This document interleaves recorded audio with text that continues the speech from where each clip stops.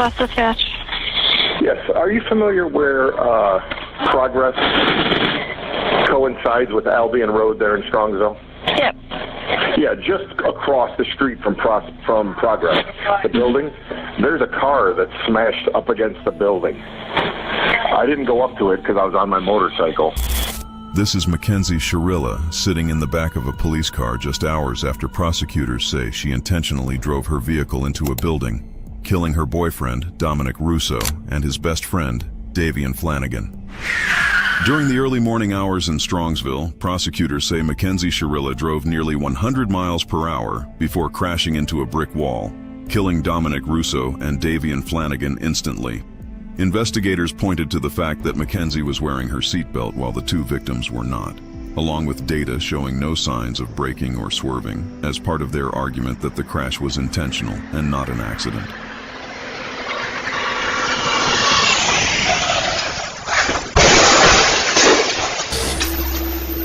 Recording.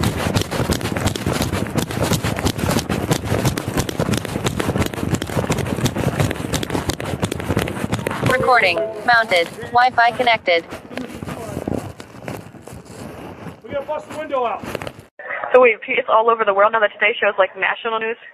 Okay, I gotta tell you one more thing. What? It was published in England. What? Yes. It's world news?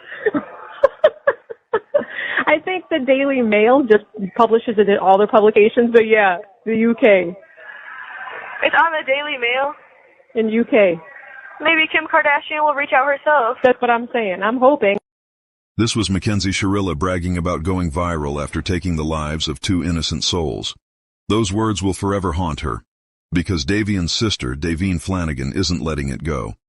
In a powerful statement, Davian breaks down why she doesn't believe Mackenzie has shown even a shred of remorse. And now, Mackenzie faces what might be the worst news of her life.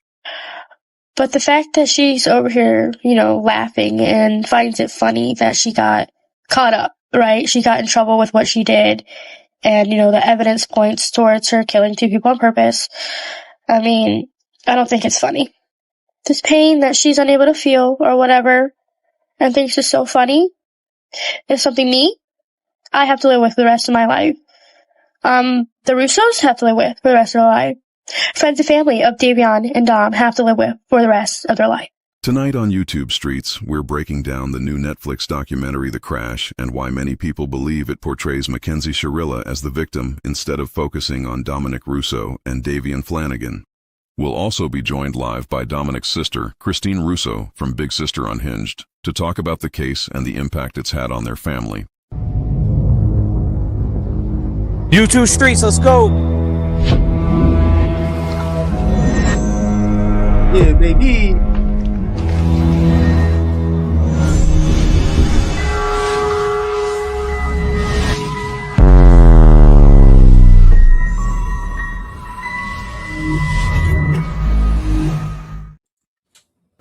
All right, man, New Age Plug, you did it again. You already know what it is. I got DVS stuck in the system in this, and we got a very special guest, the sister of Dominic Russo, Big Sister Unhinged. How you doing? Hi, everybody. Good night. Hey, good night. Listen, I ain't gonna lie. When it comes to somebody that's close to the case and somebody that deserves to have a channel and deserves to have a voice, I'm so glad you made a channel. I'm so glad I seen you on Jumpsuit Pablo because we got a lot to get in tonight. A lot to get into. Thank you for having me. I'm actually excited now too. Thank you. Thank you for having me. So let me let's start with this. Like, we want to know more about Dom. So let's start with Dom. Like when he was born, everything. Let's start from the beginning. Dominic was born September 24th, 2001. We are one of 7. So basically, like, the story of our lives is that we are a really, really close family. So whenever I describe any of us, we're family oriented. Dom was the absolute, so he was the baby of the family. I'm the second oldest. I was 13 years older than him. So we had that, almost like a mother and son type bond. He thought I was the coolest person in the world. He was growing up very athletic, Super smart, super funny, witty. Loved basketball. Super into, very particular about what he wore. He had to have very particular socks and shoes, and was very clean cut always. He was just funny, so caring. When I mean family oriented, I mean like we are like almost too close. Our family's super, super close. So holidays, birthdays, the births of mine and my sister's children. He was where we were there together through it all. So he was just, and he loved his family very, very much. Loved his nieces and nephews. He was so excited to be an uncle. He was just all around. He was a brother to a lot of people. He has some amazing, beautiful friends, a very, very close friend group, very loyal. I could keep going. Yeah, no, Just like all around.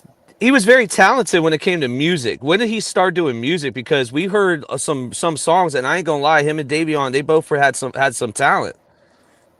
He so that was when he got older. I remember when he was young, like I said, he thought I was so cool. I would listen to, when I was like 12, 13, I would listen to like Tupac and Eazy-E, things like that. And that started him on his little music thing. He loved it. Everything I listened to, he listened to. And I remember actually his favorite song growing up was Thug Mansion. And I'm going to try not to get sad through this whole thing. I try not to cry, but that now listening to the lyrics of that song, and it is just Tupac lyrics still hit to this day. He had some kind of way of making it where it's what do you call it, generational DVS. Just the way it hits right now, everything hit, and especially when you had a song with somebody that you loved, and you could go back to. It's like a time capsule of music. Mm-hmm. So when did Dom start dating McKenzie? Were you aware of this when they first started dating? Mm-hmm. Yeah, he was. Oh God, sometimes I forget it's going to be 4 years that he passed. So to me, that's like yesterday. So I was going to say, I don't know. So the timeline is weird now because he's been gone. So it would have been, if he was alive and they were together, they'd be dating like 8 years. So he was probably 15-ish and she was like just turning 14-ish. He was just turning 15-ish, something like that. Okay, so we're already we're already nicking in the butt of a false lie that the Facebook group put out that he was way older and she was way younger. It's total cap. They were very close in age. 2 years.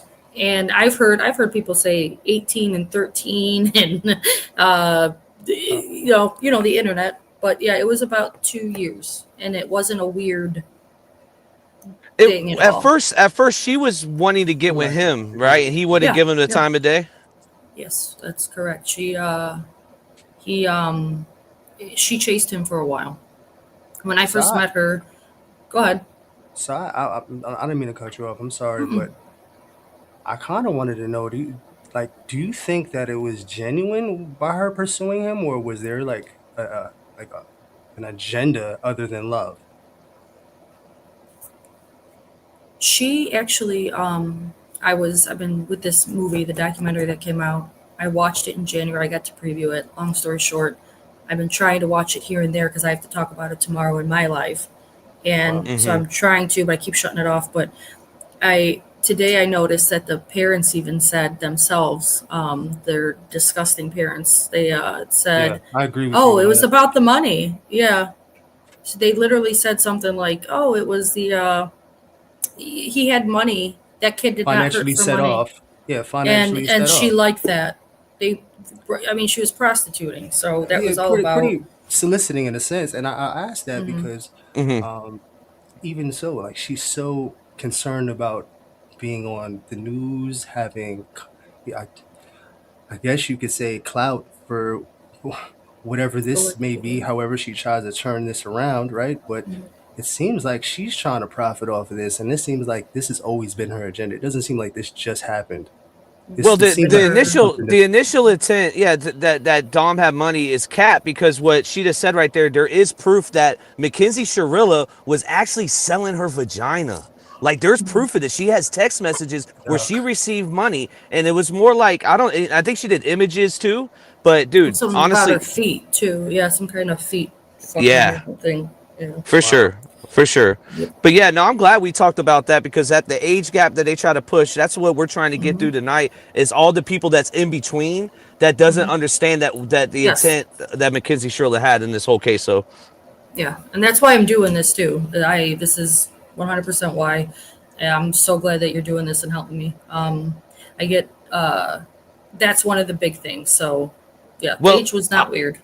let me play this clip real quick, because it's only 26 seconds, but I want to see what you think about how she said this in the Netflix documentary, how her and Dom were going to get married. I've never spoke before, and I never told my side of the story, and I understand there's many different sides to the story and different perspectives, but I just want to say my truth, and I just know myself, and I know I'm not a monster. We were just two kids messing with each other, and then as the years went on and we stayed together and grew closer, we would have probably been married by now. So if we go by the evidence and the whole incident where she was trying to get in the house, and I believe they used this in court, where she's trying to get in the house and he recorded the whole thing, I don't see them having a future together. Like, even if, let's say hypothetically, Dom is here to this day and survived the wreck, he's not going to be with somebody that literally did that to him. Because if it wasn't then, it would happen again.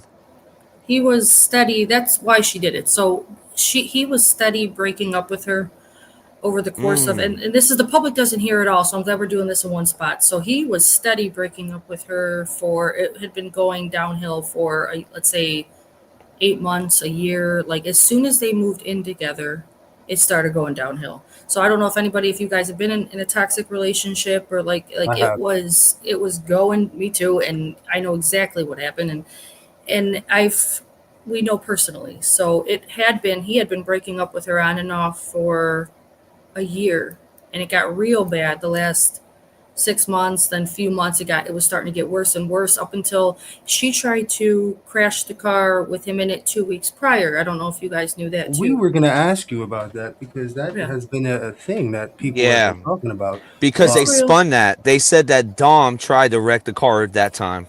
He pulled the steering wheel. She tried to save face. Save face. What happened was 2 weeks prior to her killing him, they were driving down the highway on 71. We're from Cleveland. They're driving down the highway. She starts threatening to kill him. They got in a fight. She's speeding, threatening to kill him. And he called his mom and a buddy that was there. They were together. So he calls his mom, and he's, Mom, come and get me. She's, and she can hear her in the back screaming, I'm going to fucking kill you. I'm going to fucking kill you, blah, blah, blah. And so he finally, my stepmom's very level-headed. She, Kenzie, trying to settle down, and he ends up getting her to pull over, and then he was picked up from the side of the highway. So it was going, she is completely delusional. Maybe she thinks in her fantasy world that if you've been in a toxic relationship, she might even, I don't know if she believes like that they might have loved each other at once, but she doesn't see that this was abnormal. I don't think that behavior, that toxicness, the abuse, the way she talks to him, she doesn't, because she's a fucking psychopath. She doesn't see this and a sociopath as being abnormal, the way that she acts. That's why I say she should remain in prison, because she's so delusional. She might think that they would have gotten back together after that big fight. That's what toxic relationships, that's what happens. So her thinking is so twisted and narcissistic. Her thinking is delusional, and I think that she is trying to paint a narrative or paint a better picture than what people would eventually find out, right? It's going to take some time, but I'm glad you're here, because this actually hits the nail on the head with everything. It nips everything in the butt on the what ifs and the could haves and all that bullshit. You can tell in that little piece that we just showed, she is not sincere at all. There's no genuinity. It almost seems like she sat in front of her mirror before she got out of her cell and she rehearsed Oh it. yeah. I can't believe when I haven't listened to the calls, but just a few minutes. I started reviewing some for the podcast, and just so I'm ready to hear them now. But the clip that you played in the beginning about that the case had gone to England or something, like I've never heard that. Really? That Natalie's, I can't even say how I feel because I'll get in trouble. She groomed McKenzie into this monster. Natalie is disgusting, and the father is too. Father actually, he works around kids, and and he honestly talks about going fast. We had clips of him talking about going fast, and I think that they groomed McKenzie into a monster. And if you could see their reaction on Dr. Insanity when Dr. Insanity covered this, and he showed their reaction from the body cam of Dom passing away, and how they didn't care. They only cared about their daughter, and that's how it is. Even he says it in the news report that why should I feel bad when my daughter's in prison? That's what the father said. I've actually looked up because I've been in a terrible relationship like this, and I've looked up if narcissism is genetic, and it's genetic, and then it is how she was brought up as well. They just enabled and fed into this, and they created a monster is what they did. The biggest monster. So the biggest takeaway I seen from this Netflix documentary of how McKenzie gets on screen, she looks at her lawyer at one point and says, I'm not trying to look crazy. And then Netflix kept rolling. So I don't know. Yeah. I don't know if they wanted that in there, but it's crazy how even the lawyer's like making sure, tell them that you didn't have intent to kill. When she moved a body language expert would look at that and say, why is she looking to the left? Why is she looking to the right? She can't She is institutionalized now. I think she's where she needs to be. Go ahead. Oh, 100%. And that's another thing is that you guys saw the movie, right? Well, I previewed it in January. They came in from, I think the UK, the producers. They were very nice. So I'll get to that too, but I want to say things about them as well. But they got a hotel room, whatever. We previewed the movie. I didn't know I was previewing it, so I showed up, and I'm like, I thought we were talking about like marketing and stuff, and they were like, "You ready to see it?" And I was like, "Oh my God, no!" But okay. And they showed me the unedited kind of version of it, and because I've asked people if these parts are in there, but they thankfully took out some parts because I told them, I was like, this cannot go in this movie. A lot more that was said that they actually took out. The Shirillas said more disgusting things about him, though that I call him Fat Landon, and Rosie, they said way more disgusting things, and they actually took a lot of it out, thankfully. So it was bad enough, but outrageous. DBS first, real quick, turn your mic up real quick. And another thing is Rosie has a YouTube channel with over 1 million subs, just to let you know. She does workout. I will send you the link later on so you can see this, because she tries to lay low and make her money on YouTube. Well, listen, I know what you're doing in the Facebook group, Rosie, and I know you're watching right now, Rosie. You're a piece of shit. You're a piece of shit. But there she is.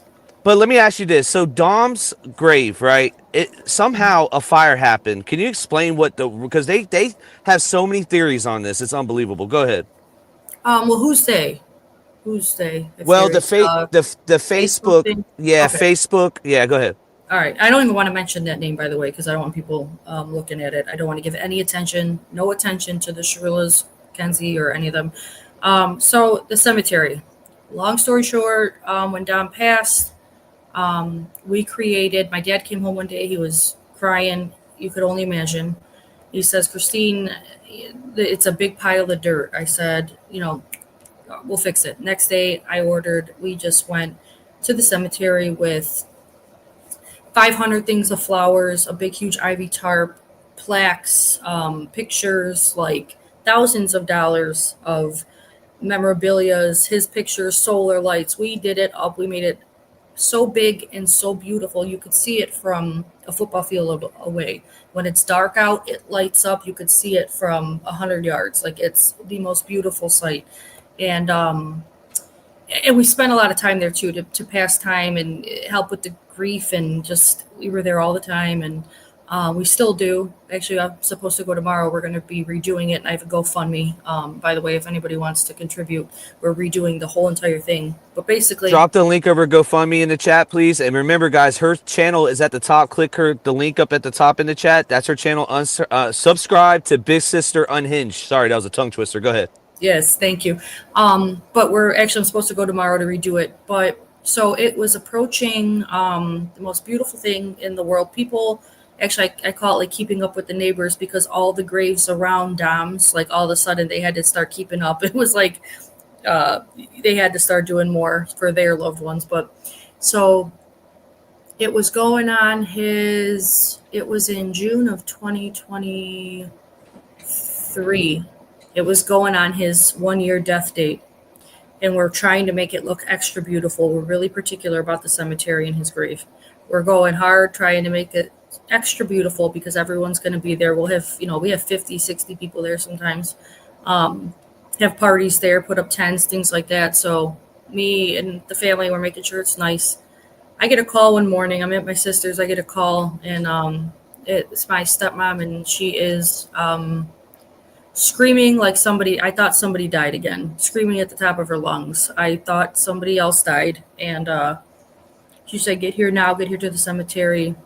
It's in flames. So when my stepmom was driving to see my brother in the morning, it was a humongous fire. And then the tree had even caught on fire, and it was just his grave. But the grave is probably about 10 feet by 4 feet, maybe. It's huge what we've done, the flowers and things. So the detectives come, the police come, they rope it off. They pulled cameras as best as they could. There was suspicious activity the day before. There was like a weird SUV that was screaming things or something. So they never found out who did it.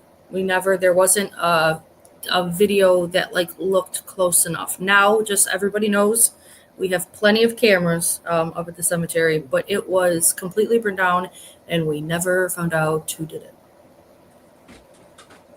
I'm glad that we're 20 minutes in, and we've already learned so much that the wrong stuff has been put out.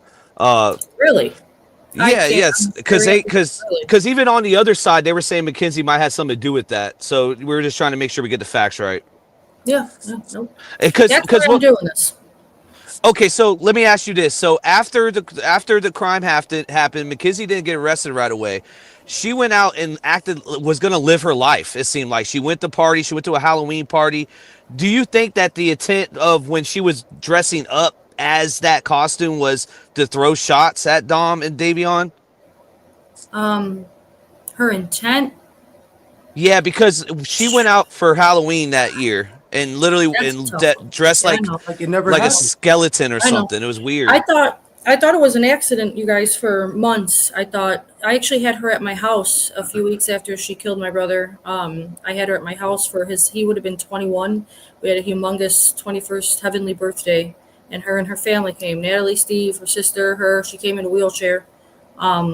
We thought it was an accident for the longest time. I did. My dad did. My sister did. Other siblings did not. Some of the family did because they knew certain things. I didn't know about, the 2 weeks before where she tried to kill him. I didn't know certain things. So I didn't want to think it was a murder. I thought it was an accident. And come to find out, she didn't need a wheelchair. I found out she didn't need a wheelchair. So that was odd that she showed up to my house in a wheelchair when she didn't need one. She played that part very well as a frail, injured, like Gypsy Rose. And another thing too is she lied. Her and her mom lied about her being in a coma. Well, did you hear that from me recently? I heard this on the Jumpsuit Pablo episode. So like I said, on my podcast, I'm going to slowly release information. That was the first thing that I released. So, and I have so much to talk about with the public, like things like that. So immediately after the crash, we thought it was an accident. Me, my dad, and my sisters, who I'm talking about. we were all texting. My sister was texting Natalie and my dad. Like, we still have my sister's text, put it that way. And she, for about 3 or 4 days, Natalie told us that McKenzie was unconscious, had not woken up. So we're sitting here praying, crying, devastated, thinking this girl's not going to live. It was a big accident, like complete accident. We were devastated, praying for her. So for about 3 or 4 days, she told us she was completely unconscious. She hadn't woken up. She doesn't know how she's going to tell. She doesn't. These are almost exact words. She doesn't know how she's going to tell McKenzie when she wakes up that Dom's gone. And come to find out, like, she knew immediately. It was all a lie. It was all a fucking lie. Yeah, her mother is a piece of work, man. She's almost like a teenage sister. It seems like when it comes They to speak a language together. Did you know about this, Christine? Yeah, we knew about it before. It's really just when they don't want people to, know what they're talking about. But we've heard her. She didn't speak it a lot, but we knew that she spoke it prior. And what do you call that? Is it Carney talk, Pig Latin? What do they call it? So, I know someone who owns a carnival, and that was the first thing, because we didn't have a name for it during the trial. We couldn't figure out what it was. They didn't even have it interpreted for the trial. And it wasn't until after that we found out what she said, which is really messed up. But so it's not Carney. I know an owner of a carnival. It's the first thing I did was call them, like, hey, what is this? And it's not they say it's a Carney, but it's more of like a gypsy thing. It's a gypsy language. It sounds like Pig Latin or a gibberish, but it comes from some type of gypsy, some weird shit. So yeah, that confirms that, Bug. We've been trying to figure that out for quite some time. We've been trying to, it's a Pig Latin gibberish, and it's off the grid. You can't. I work. I'm not gonna say where I work, but I work with like interpretation services and stuff. So when the prosecutor was like, we can't figure out what she said in this video, I was like, did you try this? Did you try that? Even the prosecutor, we couldn't find out what was said. The whole trial, we didn't know what it was. It wasn't until way after. Probably after the phone calls came out, right? Yep. And then people, the internet, somebody on the internet. Yeah, found out for us, shout out. It was a channel called Shirilla the Killer. She broke it down on TikTok. Really? It's insane. So did you see Davion around at the house? Is this somebody that you knew? Was it one of Dom's good friends? He was a good friend, but it wasn't like he has certain. I don't want to downplay the relationship. He was a good friend, but I had not met him. My dad just met him for the first time the day before. Oh, wow. So, and my dad, he's around and all the time. I did not get the chance to meet him. So he wasn't like a long time good friend. You know what I'm saying? Like best brother. Dom his brothers, but he wasn't like a newer. And just like Natalie, when the judge yells at her for saying he was a new friend, like he kind of was he was a newer friend, not like a, but I wish I could have met him. So with Davion being in the car, God bless his soul, but he had an app called Life 360, and that's what basically how they were able to tell, like, she didn't break at all. Yeah, they did it that way, and then that's when they started taking that to the detectives. Yeah, they had mechanical experts. There was a black box. They had experts that looked at that car like crazy, and they had other ways just besides that Life 360. No, and there was not. The brake was not tapped one time.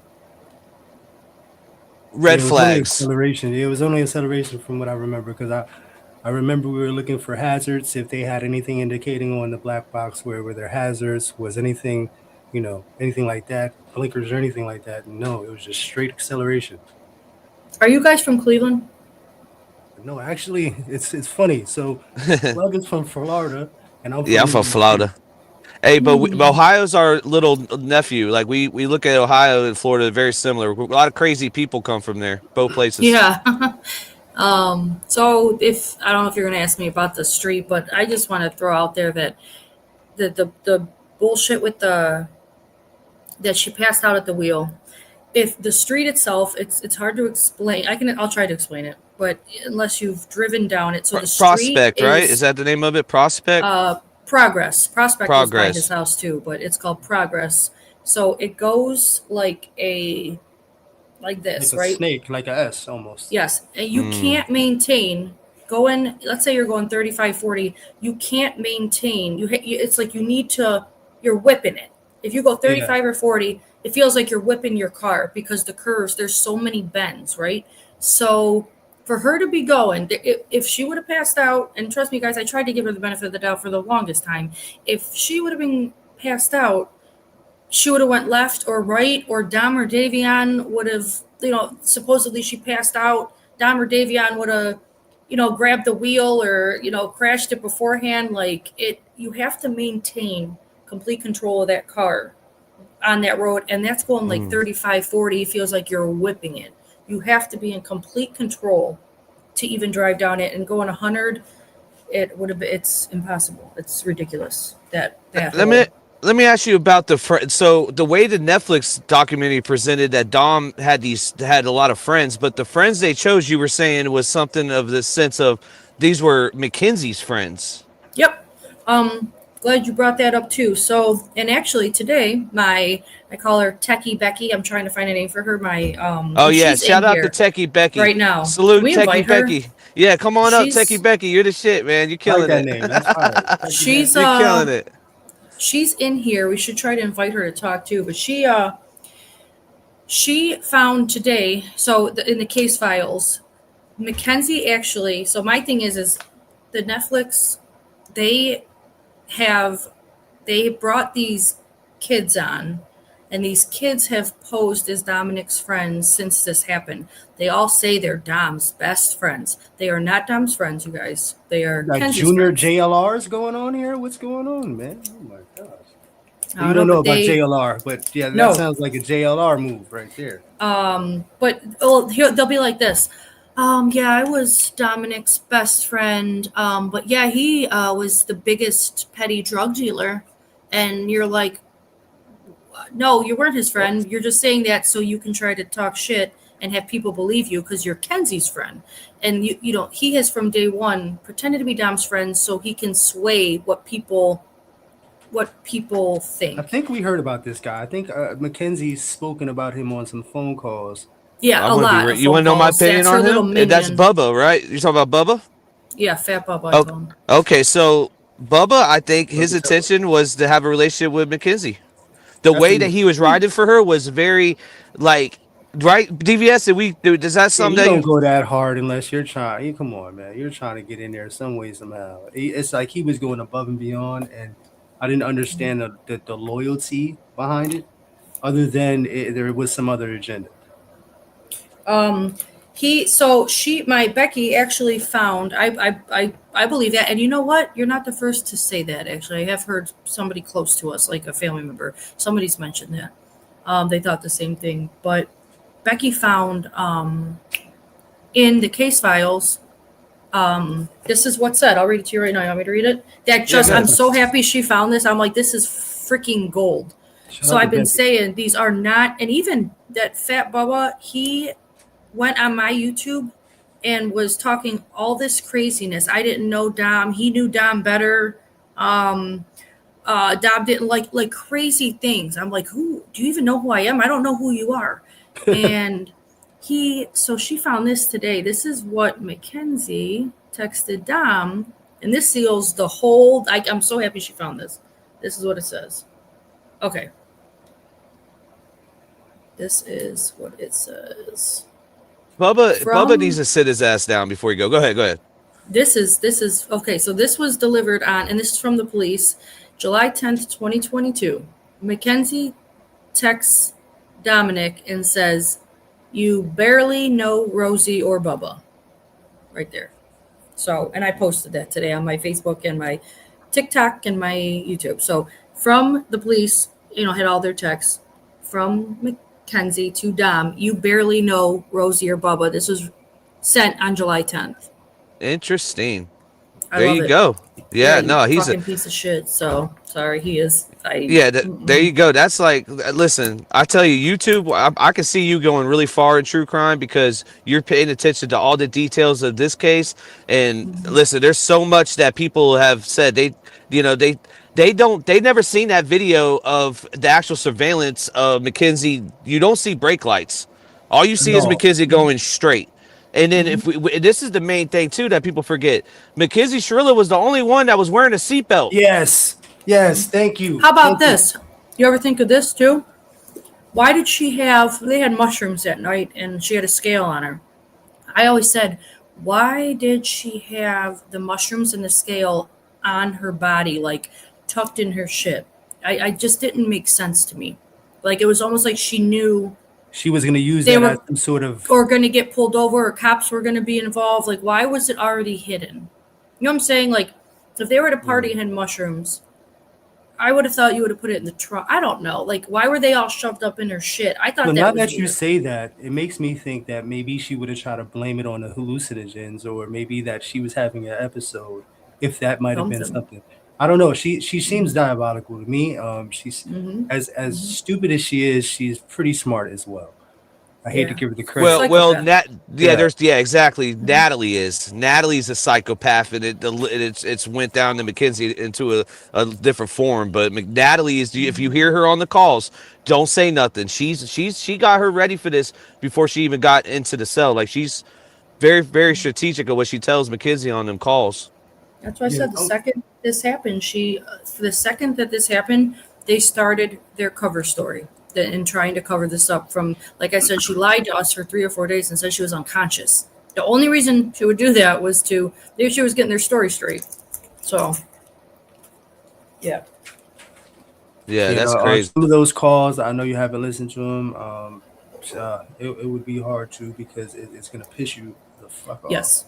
Yeah, I can only take like a minute or two. Yeah, the mother is diabolical, and she is two-faced in so many. I mean, but just to see the interaction and the level that she brings herself to, almost on the level of a 17-year-old, a teenager, and she kind of like grooms and coaches McKenzie in a way where it's like she's actually excited that she's arrested and she's behind bars, because now she has control. I don't know what kind of control she had before, but it wasn't as much as she has now, because you can tell in the phone calls, like she's almost doing the helicopter thing from outside the jail, speaking to the warden, making sure she's going to be put in a safe place, coaxing, and then making sure there's therapy. Like she's really using it to her advantage in a sick way.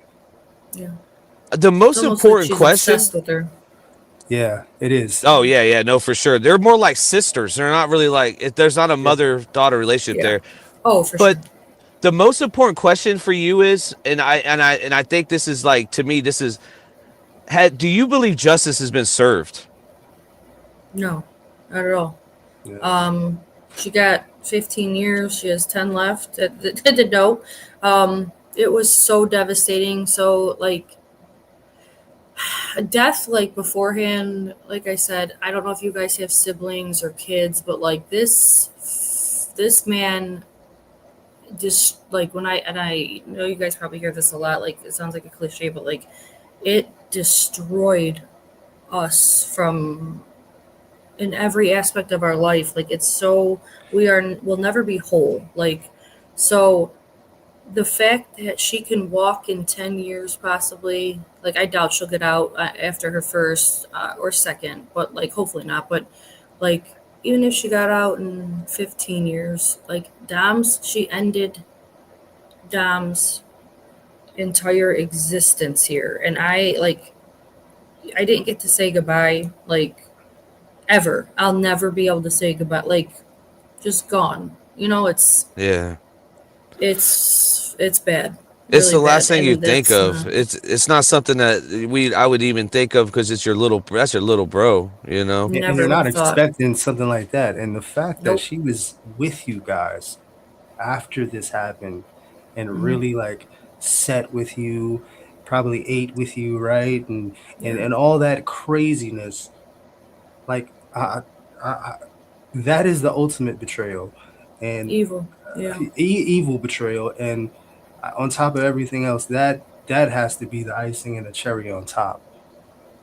I feel like disgusted. Like, and you know what? When she was here, I stayed inside. I didn't wasn't, not that I wasn't warm, but I was so far from her. I hid in my room, actually. I really thought it was an accident. I couldn't handle it. I stayed in my room, and just came out when I had to. But like, I've got a bunch of pictures from that day. And she's with my kids, and the kids are hugging her and stuff. And I feel like I feel disgusted. Yeah, because at first, was there any thought of, oh, she was drunk? Because even if like she drinking and driving, I know it's still murder, but it gets a different aspect to it. But the toxicology came back and she was just high off weed, the same amount of weed that she would smoke any other day. They checked the levels, so I mean, It was less, actually. She wasn't high at the time of the crash, so her blood levels came back like she had smoked yesterday. Like, she wasn't high while driving. I first thing I thought was drinking and driving.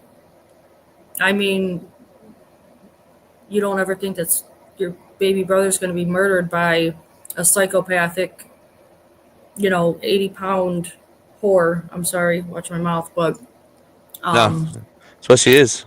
She's a 304. Right. What is that? That's a hooker. Oh, okay. Allegedly. Upside down. Okay. No, for sure. That came out.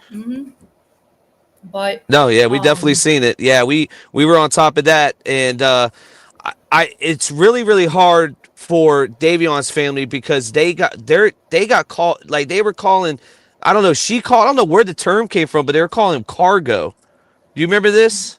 Yeah, he was horrible, man. It's horrible. And that's how he's been. Like, I feel guilty. I love the Flanagans.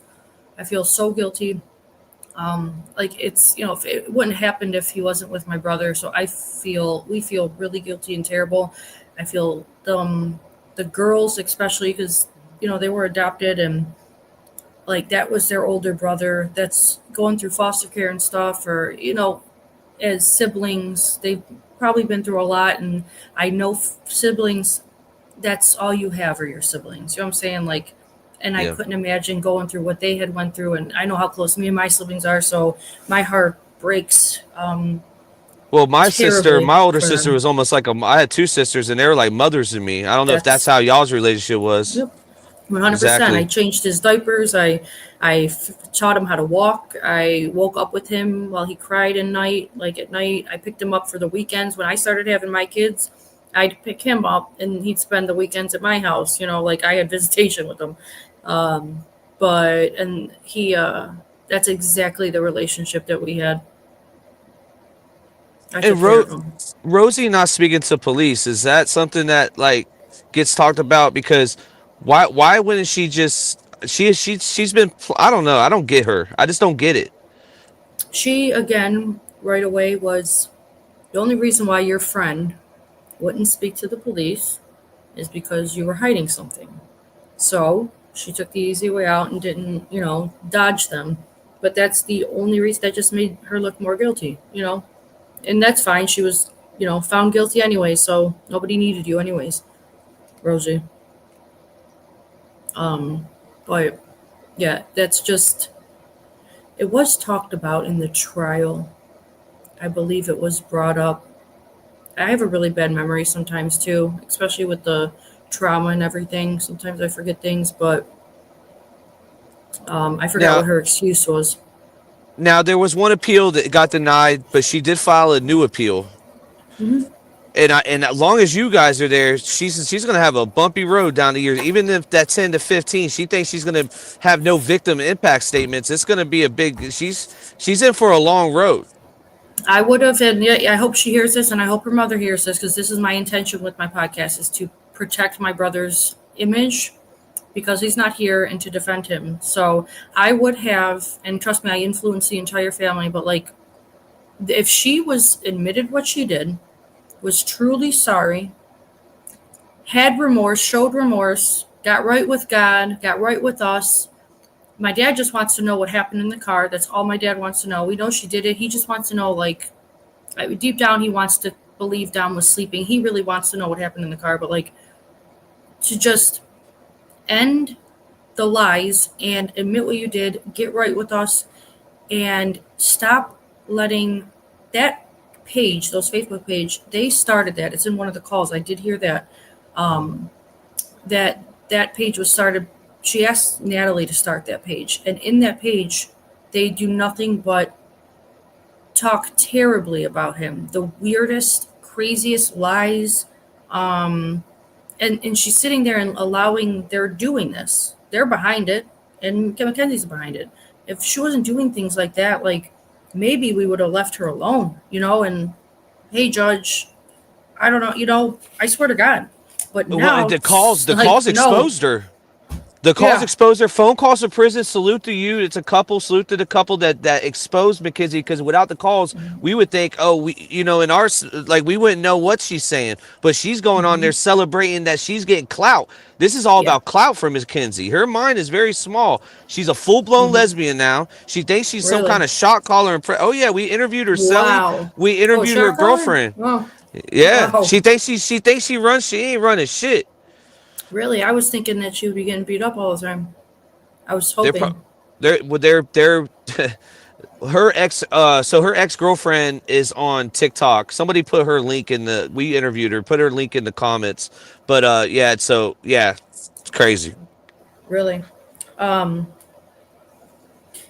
was really hoping that she was getting beat up. And I feel bad sometimes, but then I remember, like, what she did and how she's acted, and hearing just a piece of these calls. It's dumbfounding. It's like, oh, that's right. She got the Tran ran on her. Listen, this is true. Thank you for reminding me. There's been DRs. There's been some bad stuff that happened, McKenzie. That's one of them. No. Allegedly. Yeah, she's soft. I mean, go ahead. I didn't think that. I thought she'd have the roughest time in prison. Well, the prison they have her in, have you seen that she's able to get makeup? She's able... That's what I was going to say. Is she's definitely... Now people are sending her money. They're sending her magazines. Her mom's sending her makeup, I've heard, allegedly. But she's definitely paying for protection. Oh, I guarantee it. That's the only reason why she's not getting beat up. Yep. Yeah, exactly. DVS, do you agree with that? She's probably getting the E word up in prison. Oh, he dipped out. What is I can't hear him. Yeah, extortion. Yeah, I would. I've known people that have done some time, and as long as you have soups and things to get you by, you can pay people off really with anything. I've heard. What was something that Dom was like his goals in life? Like after he broke up with McKenzie, where do you think he would be at right now? So he had, that's another thing, is he had so many goals. He was really, motivated in life. And I'm talking at his age, it was, he knew he had big things planned. So he, was one that would like wake up and be like, I'm reading a book today. I need to make $1,000 today. I'm, hitting the stock market here today. He woke up every morning driven. Okay. Now, and she had nothing going for her. No job, no schooling, no money. Like she had just a bum, nothing going for her. Dom had all types of, he won in the, he was great at the stock market. I know he hit big. I remember, or if you guys remember, when AMC went up, that in 2021, I think it was, he got hit real good there, and he was just doing things all over. Like that's just, he's hustling, man. He had a hustling mind state. It runs in the family, but he was real. A lot of that. Oh, speaking of family, the judge with the last name, can you clear that up? We already know that you guys are not related, but people still go with that. Let me say this. Okay, so you guys, my stepmother, so Dom's mom is an attorney, right? Now, why in God's name would we even pick a judge or be related? Why would you think that they wouldn't be careful about any conflicts of interest and have a possibility of a murder case of our Dominic be thrown out? Why would we do something so stupid? It's like it would jeopardize everything. And Russo in Cuyahoga County is the most. I went to school for political science because the name Russo was worth everything. So the name Russo in Cuyahoga County, especially in politics, there's a shit ton of Judge Russos, politicians. There was one guy that got in. He worked for the county, and Russo, he got in huge trouble. It was all over, like made international news. He was scamming the government, like it was crazy. But Russo is such a common political name. It was worth so much back in the day before that Frank Russo ruined it. But why would they were so careful to do everything by the books and make sure there was no conflicts of interest, because it would just be, she would have walked free. That's the dumbest thing I've ever heard. It's so stupid. Yeah, man. Salute to the chat. Steph Not Spaghetti says, I'm so happy she came on. I've been waiting to hear from the truth. Evie says, that's I can't even say how she said it. The Shirilla's insight. No one else thinks that. Salute to everybody in the comments. I can't even imagine Dom reading a pamphlet without McKenzie bugging him constantly. Somebody commented. Shout out to Chris, Kansas City. Salute to the chat. We got Christine Russo up here. This is Don's big sister. And the relationship you guys had was very close. I think that needs to be highlighted. Like, this isn't somebody, this is why I love that you made a channel, because it's always on the other side. Like, I'll put an example. Colby Ryan, right? Colby Ryan, he has a channel, and his mom murdered his siblings. Now, he is a victim in a sense, but he's not. It's not the same. Like, what you're doing is so pure, and we appreciate it. That's why we're gonna be promoting your channel as long as you're doing this. Thank you so much. So, and like I said, you guys, we have sat back, and like I said, we are a very close family. We're also a very tough family. We're not ones to take this, and so we've sat back, but we've all been grieving. So we've sat back for, it'll be 4 years in July, and none of us have done this. I've been afraid to look at the internet for 4 years. I just haven't had the strength to combat this because it's so overwhelming. But I knew that with this movie, I had no choice. It was either I'm going to watch my brother's I need to set the story straight. So about a month ago, I'm like, I wish I would have started it sooner, but I haven't had the strength, and I'm still very much messed up and grieving. It has been so bad, but it's a little bit therapeutic. I'm glad I can straighten that. This is amazing. It's amazing that I can, come on something like this and get the story straight. I love it because it's going to happen. That's why if you can't beat them, join them. That's what I'm doing. I can't stop people from, being interested in his murder and talking about the case, and then you'll get trolls and misinformation. So if, I was just like, I need to set the record straight. I love this. So thank you so much for having me. Oh, yeah, that's awesome. Go ahead, DBS. No, I agree with you 150%. I like the fact that you study political science. That is one hell of a major to have. Yeah, I got a channel called Stuck in the System, so I'm on board with that. Yeah, so when it comes to no, go ahead. Go ahead. I was gonna say, because look, someone in the chat just brought this up, and it's basically about the text messages. But was there any red flags? Because obviously, that video that he recorded her, did the family see that, or is that just something that was in his phone? Okay, I'll tell you about that real quick. Actually, the guy whose phone it was, he's supposed to stop by here in a little bit, but I'm trying to get him on too. I'm going to try eventually to get friends and people to talk. I have siblings that are slowly getting ready to. We will react to everything you guys do for sure. I can't wait. It's going to be great. I can't wait either. It's going to be good. But so what happened was one of our friends had went to jail and something like that. And he had his phone laying around Dom's. And then, so when Kenzie was doing that to him, Dom picked up the extra cell phone that was laying around.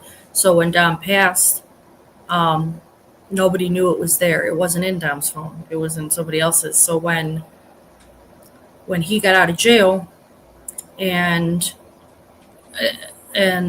went to get his cell phone, from Dom's that he hadn't seen in 8 months, he looked at the photos and he found the video after Dom had been killed. And it was just like a little bit before the trial. We were lucky because that really showed the judge who she was. Yeah. You guys saw it. So she pretended to be the sweet, innocent Kenzie. If we didn't have that, the judge, she did a good job of pretending, huh? Up to that particular time, she was actually neutral. She kind of had this false sense of hope, but then there was a switch, right? When everything changed and she realized that she was fucked all the way. Right. Yep. Yeah. And it was that time. It makes sense in the timeline. It's around that time when I guess they found that video. Yep. Yeah. Wow. She's a good actress. I mean, she's a fucking terrible, disgusting person, but narcissists and sociopaths are really good actors. And she fits, man. She really fits that description. She had everybody fooled there until that video came out. So God works in mysterious ways, man. Yeah. How that whole thing played out, that is a blessing in disguise. Yeah. Okay, so there's another. Go ahead, DBS. No, I'm good. Go ahead. Okay, I'm gonna play this clip real quick. This is from the docs. It's only like 40 seconds. What do you think happened to cause the crash? Through all the evidence that has been presented, the most logical speculation seems to be a medical emergency. With POTS, you just black out. It can happen very fast. If I move a certain way, it just comes out of nowhere. I could just be sitting like this and it could hit me. How does a medical emergency account for the control of the car? I'm unsure. Because I have no recollection of that morning, but I know nothing about it was intentional because that's not my character. What a cliche she is. It's almost sad to watch how pathetic she is. It's sad to me, honestly. Yeah, because everybody can see through the bullshit. Everybody knows, right? She shouldn't have done that. She looks terrible. She looks like a psychopath in this. Yes, she looks like a reject reality star. Yes, and it's almost sad. It's sad that this ended up this way. It really is sad to me. This shouldn't have been what happened with any of their lives. It's just sad. But she's playing. She was so careful, and this was so thought out. Her answer was so thought out and pre-planned. She should at least try to fake being a little more natural. Next time, Kenzie, you gotta, pretend to not have this rehearsed. You know what I mean? Well, I think she's pulling the Gypsy Rose, right? I think she's gonna capitalize. I think she's investing to capitalize. Over my dead body, I'm gonna. I know, absolutely, but I do think that the mentality is the investment for when she comes home. Well, here's the thing: is we can't let her come home then, because I've already been I don't know what's gonna happen if she ever got out and got money, a dime off of this. It is illegal in the state of Ohio. It's called the Son of Sam's law, I think. Yep. You can't, profit off of your crime, but you can still be now we have social media. So unless they change the laws where you can't become an influencer or something after, maybe that's a good idea, and maybe I can, I'm going to write that down. What about restitution? Does she have a bill? Yeah. A bill. Does she have restitution to pay? Oh, I like that. The Dom bill. I'm good. Bill. Yeah, pop that. Yeah. See, I'm smart. Absolutely. Did she? No, they didn't have anything that she has nothing to pay with. So, they got a insurance settlement, obviously, because she had car insurance, and there's, the death payout. But she had nothing to sue for because there was, She don't have anything. Yeah. And her Dom parents don't well. watch it either. The Dom bitch. Okay, Dom's well. let me ask you this real quick, because this is the biggest red flag I think McKenzie did as a child, where you were talking about how a little girl came to her house and McKenzie fucking cut all her hair off. Yep, and I'll have her on the podcast too. I think I'm trying to get her. It's one of my friends, and I grew up with her husband. There were a lot of red flags, things like that. Yeah, she had her babysitting and goes to pick her up, and like Kenzie was of the age where that wouldn't. It was disturbing and very concerning. Like, why would you? She was at the age where it wasn't like, you know, an innocent mutual hair cutting or like playing. no, you know, like little girls, they'll cut their own hair sometimes. It wasn't. She was way older, and this was a young girl, and it was like demonic. You know, you have that feeling, and she was so disturbed by it. Like I was like, now I hear stories. You saw the Mean Girl murders, you know, because I never talked to. I was 13 years older than Dom, so I never talked to their high school, like his best friends, yes, and I keep in contact with them, and I love them all. They're our family, but like the girls that McKenzie bullied in school, I didn't talk to anybody about that kind of stuff. Like, just wasn't. Yeah, I didn't know. I wouldn't know, right? At all. But DBS, how mad would you be if you took your daughter to the babysitter and they come back and they chopped all of her dang hair off? I would be, bro. I would be distraught. I would be so upset. There would be no way to explain or justify anything like that. Because now, if Mackenzie was a little bit older and maybe they were the same age, or the babysitter wasn't watching and something like that happened, but for you to be the person in charge and take it upon yourself to say, "Hey, I'm gonna be a hairstylist for the day," yeah, there's a problem here. Yeah, like some kind of jealous, weird. It was actually really disturbing, especially hearing it from her. I need it to come from her mouth, so I'm trying to get her to tell the story.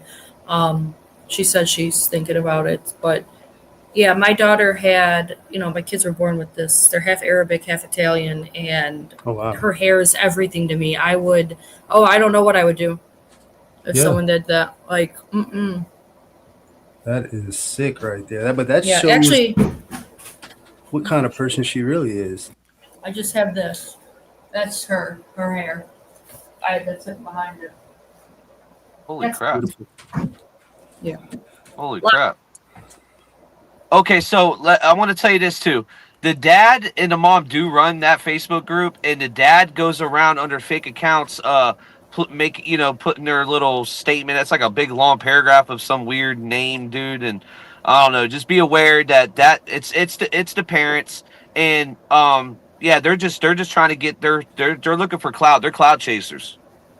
So I have always wondered who that was. And I heard the only way that I know that, I don't know if you probably know more than I do, but the only thing I heard was when she said in the call, Mom, are you going to start that Facebook free Kenzie page? Yeah, but is there more that I don't know, or you guys just have? Just that one. There's one big free Kenzie page and group, and the mom definitely runs that. I remember when the trial ended, they were actually blaming the lawyers, because this is the weirdest thing to me. They chose a judge to judge them instead of going with the 12-man jury. Yeah. That was and that's stupid. I think the judge was lenient, to be honest with you. Very lenient. She pretended not to be, but she was super lenient. Yeah, for sure. Mm-hmm. I mean, we got people that are doing more time for less, so it doesn't make a lot of sense. This is an attempt to kill. Mm-hmm. All the evidence is there. We see, to me, the surveillance cameras, that's all I need to see.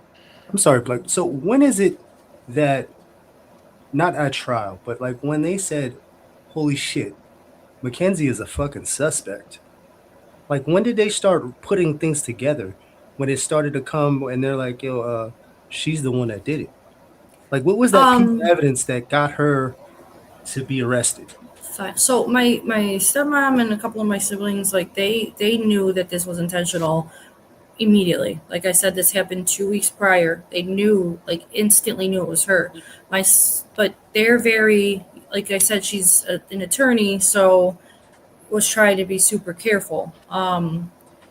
And then at the same time, kind of like the next day after the crash, what sparked the detectives looking into it even was that that Life 360 that Davion's friends had, right? And they just said, this is so weird, like this is a street you don't go 100 down, and it went from 0 to 100 and no brakes and blah blah blah. So there was that, and then I believe They seen that she was there before too.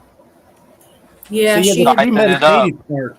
Like, was They this pinned something her- that they looked in her text messages and saw that she was, I guess, homicidal?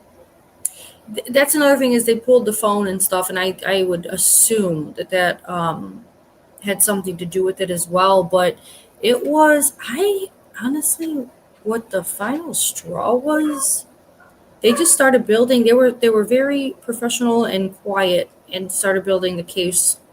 I don't really recall what Becky.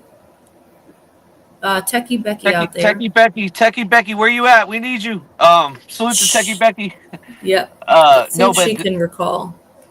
So what makes me think, what confirms it for me for premeditation, is the seatbelt on, and the way that she crashed the car was on one side of the wall.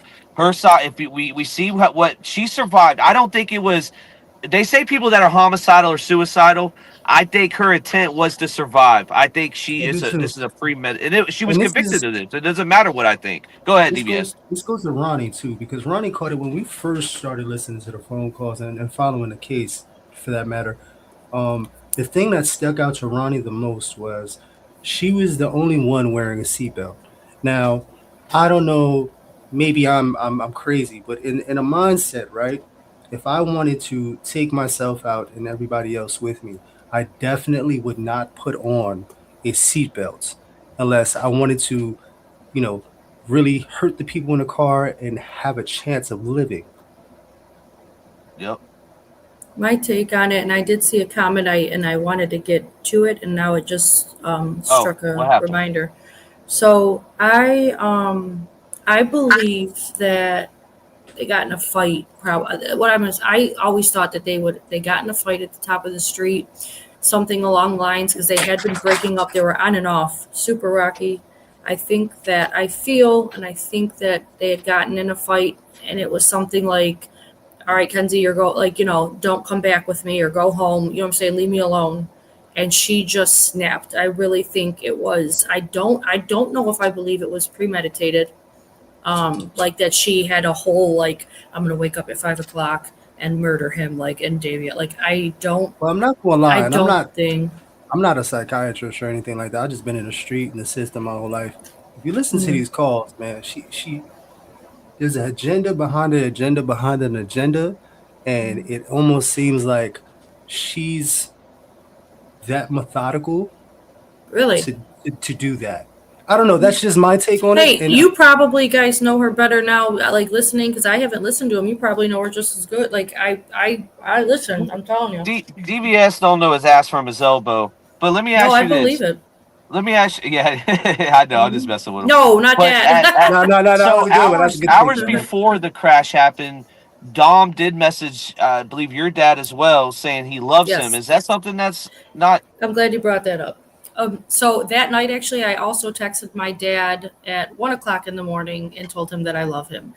I have my dad's old cell phone in my office, my other office downstairs, and I'm going to write that down. So that is something that our family does. My dad, and he has 7 kids. And like I said, we're very, very close. We tell each other we love each other.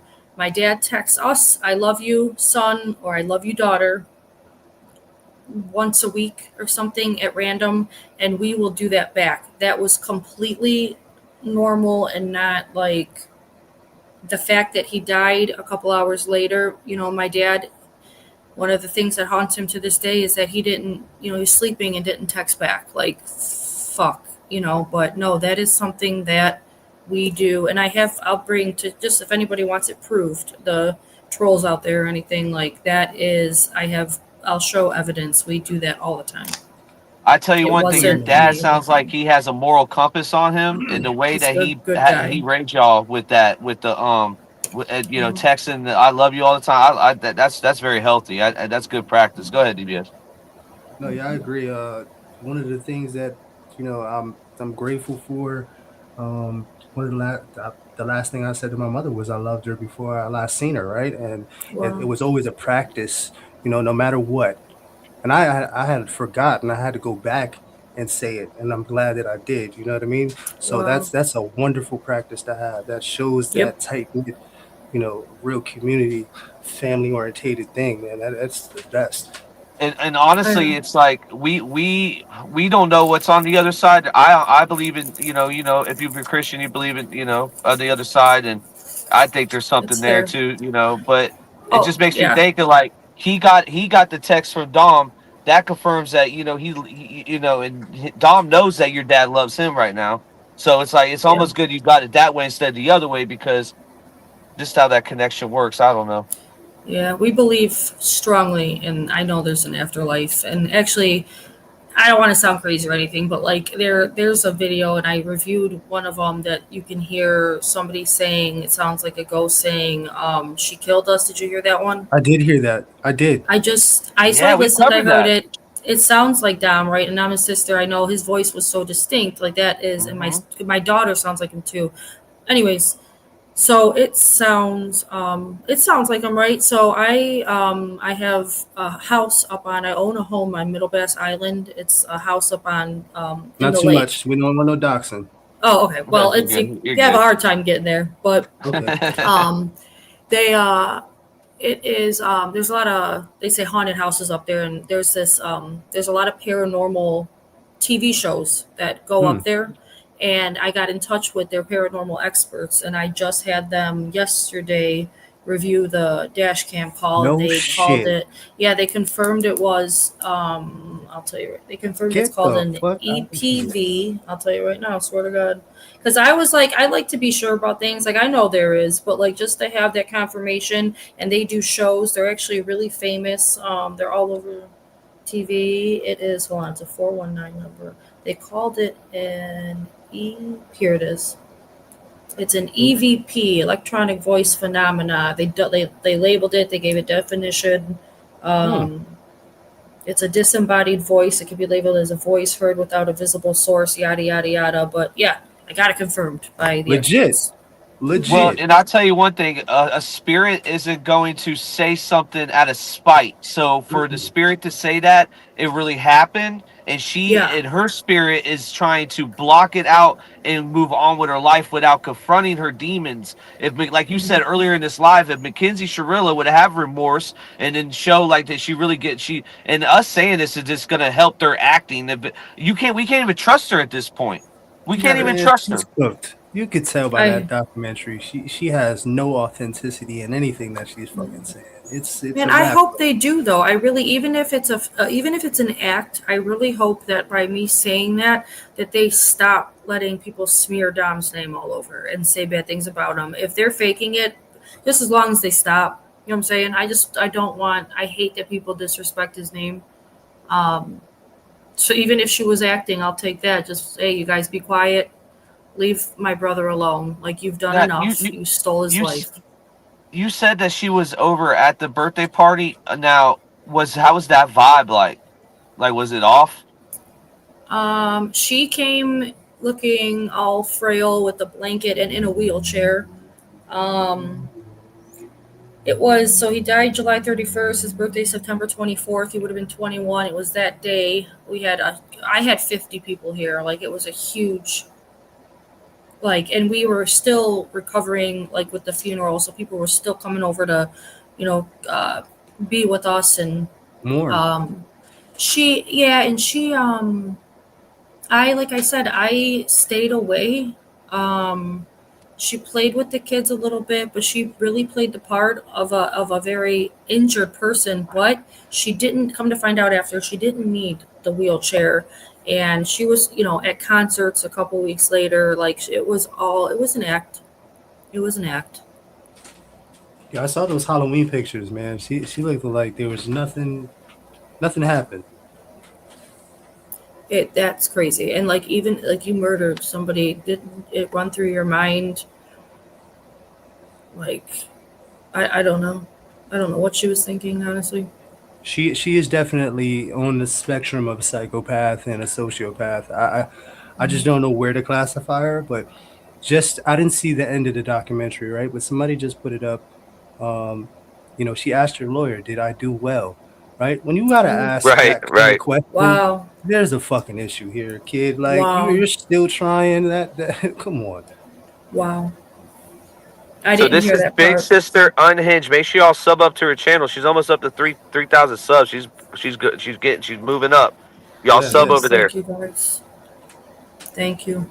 Yeah, like I said, I've got a lot of things that I'm gonna slowly, because I really want to build a platform. So I just want my voice, Dom's voice, my family's voice to be louder than the evil that his murderer and her family and those disgusting He had dreads at one point. kids.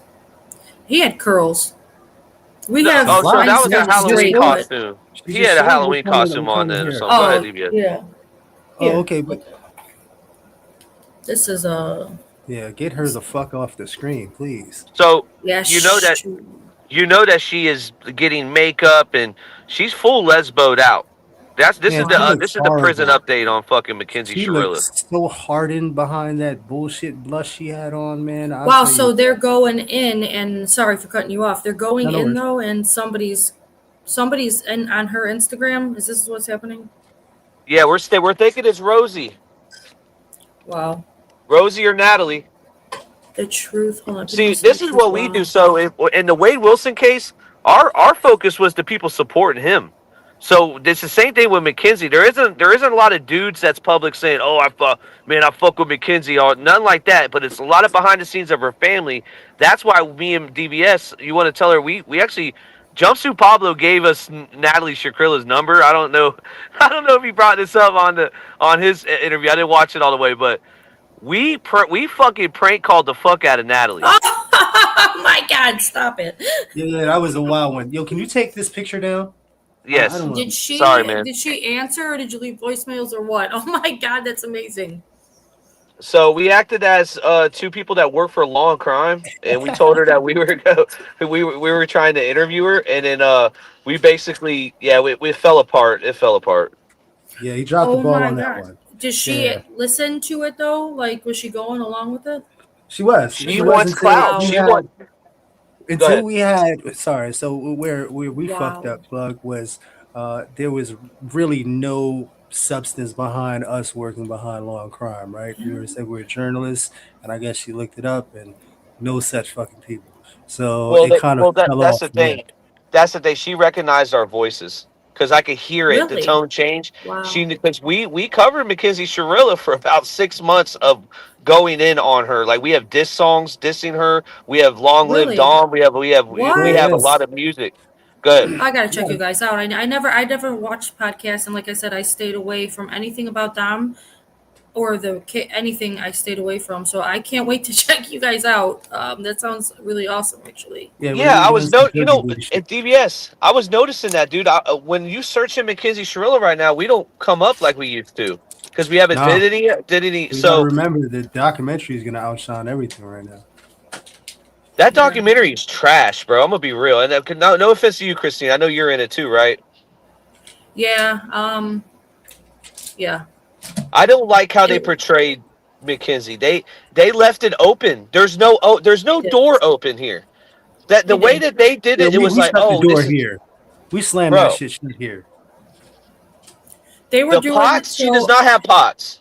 Go ahead. No, they were doing the movie regardless of what anybody wanted. So the very last minute, they asked me for like 6 months, letters, texts, emails. Like, I finally, the last second, I was like, I know I'm going to regret not doing it. Like, I need to speak on his behalf. I don't care what they do with it. Like, as long as I can try. So I did it real quick. And I got to preview it. And, I wanted, like, they were nice to producers. And I think everyone's my friend. I love people. Like, I am very trusting and I'm a nice person, honestly.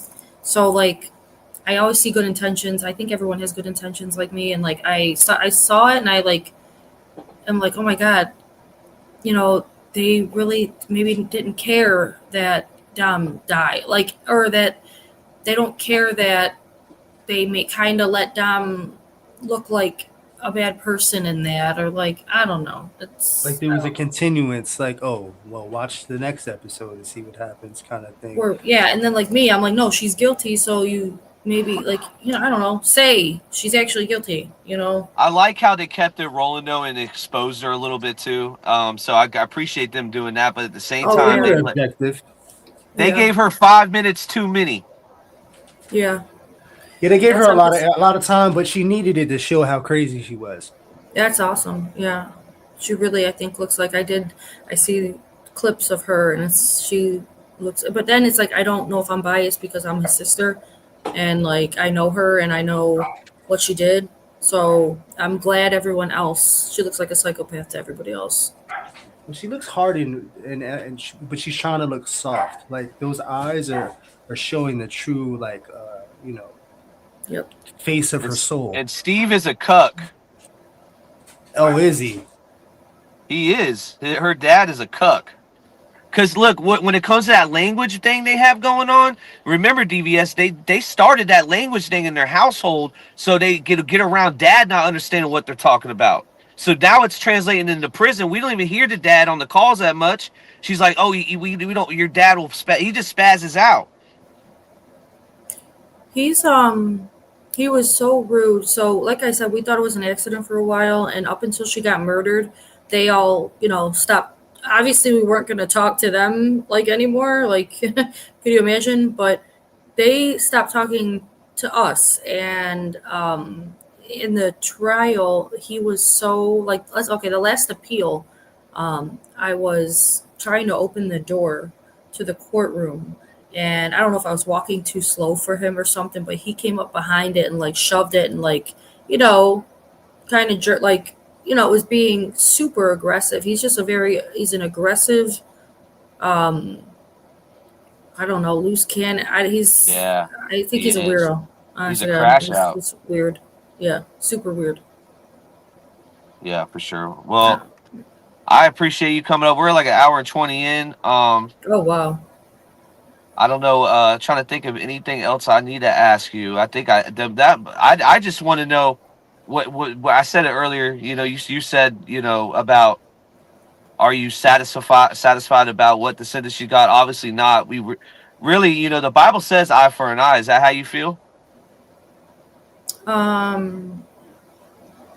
Yeah. I'd like to, like I said, I'm very empathetic. I'm a really kind-hearted person, but like, if she really was remorseful and let's say she did snap and they got in a huge fight and she snapped and, you know, acted in a fit of rage, like her mind, you know, just, she really is a psychopath and couldn't help it. Like she snapped. I mean, I believe she deserves life in prison, but like, the whole after this and the laughing and the, you know, mocking the victims and the victims' families and things like that. Like, I believe she should remain. She is a threat to society.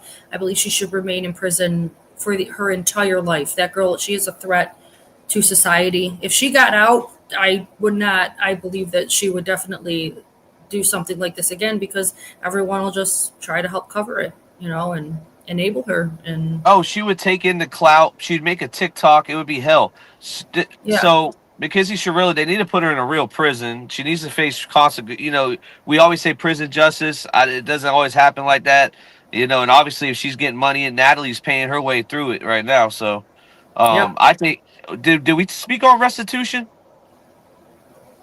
I think you went to oh yeah. There was no restitution. They got the insurance, like an insurance settlement, but they didn't have any money to sue for. And she was an adult. I don't know that, maybe because she was a minor.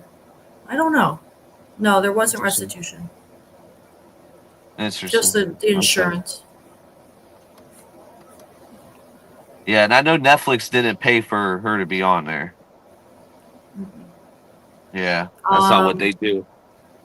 No, they don't do it that way, and she's not allowed to get paid for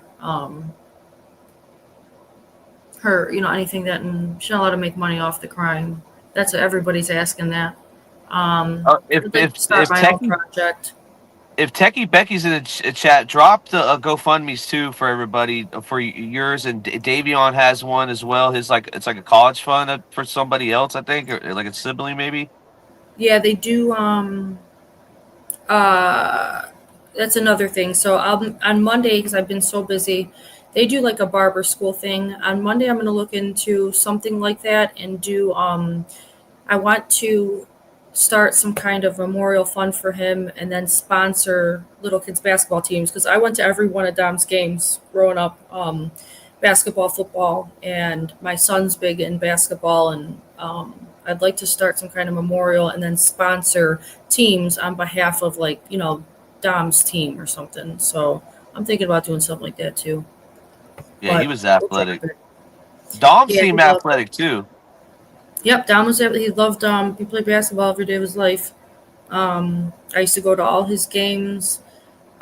He's so much like my son, especially when he pouts when he loses or something. When you get that when he's what is it? Yeah, called? yeah, competitive edge. Can't take a loss. Yeah, and my son Oh yeah, does like him.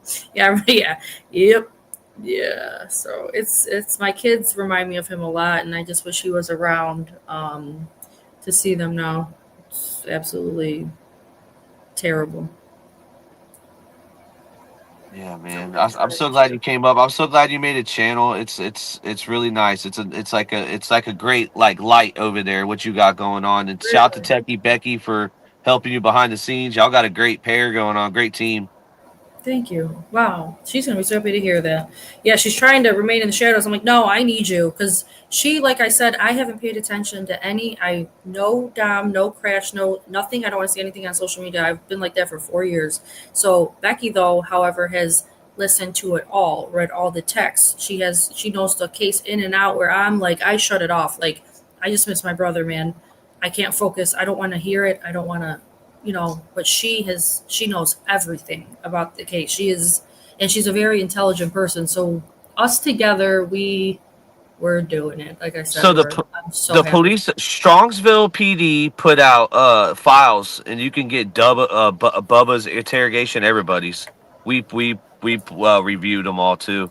Bubba, and like I said earlier, I think he was trying to have a relationship with Rosie and McKenzie at the same time, and he thought McKenzie might have a chance of getting out, and he was there to support her the whole time. It didn't work like that for you, Bubba. He's probably watching too. Rosie likes to watch, Natalie likes to watch, and I'm guaranteeing Bubba's probably watching right now Really? too.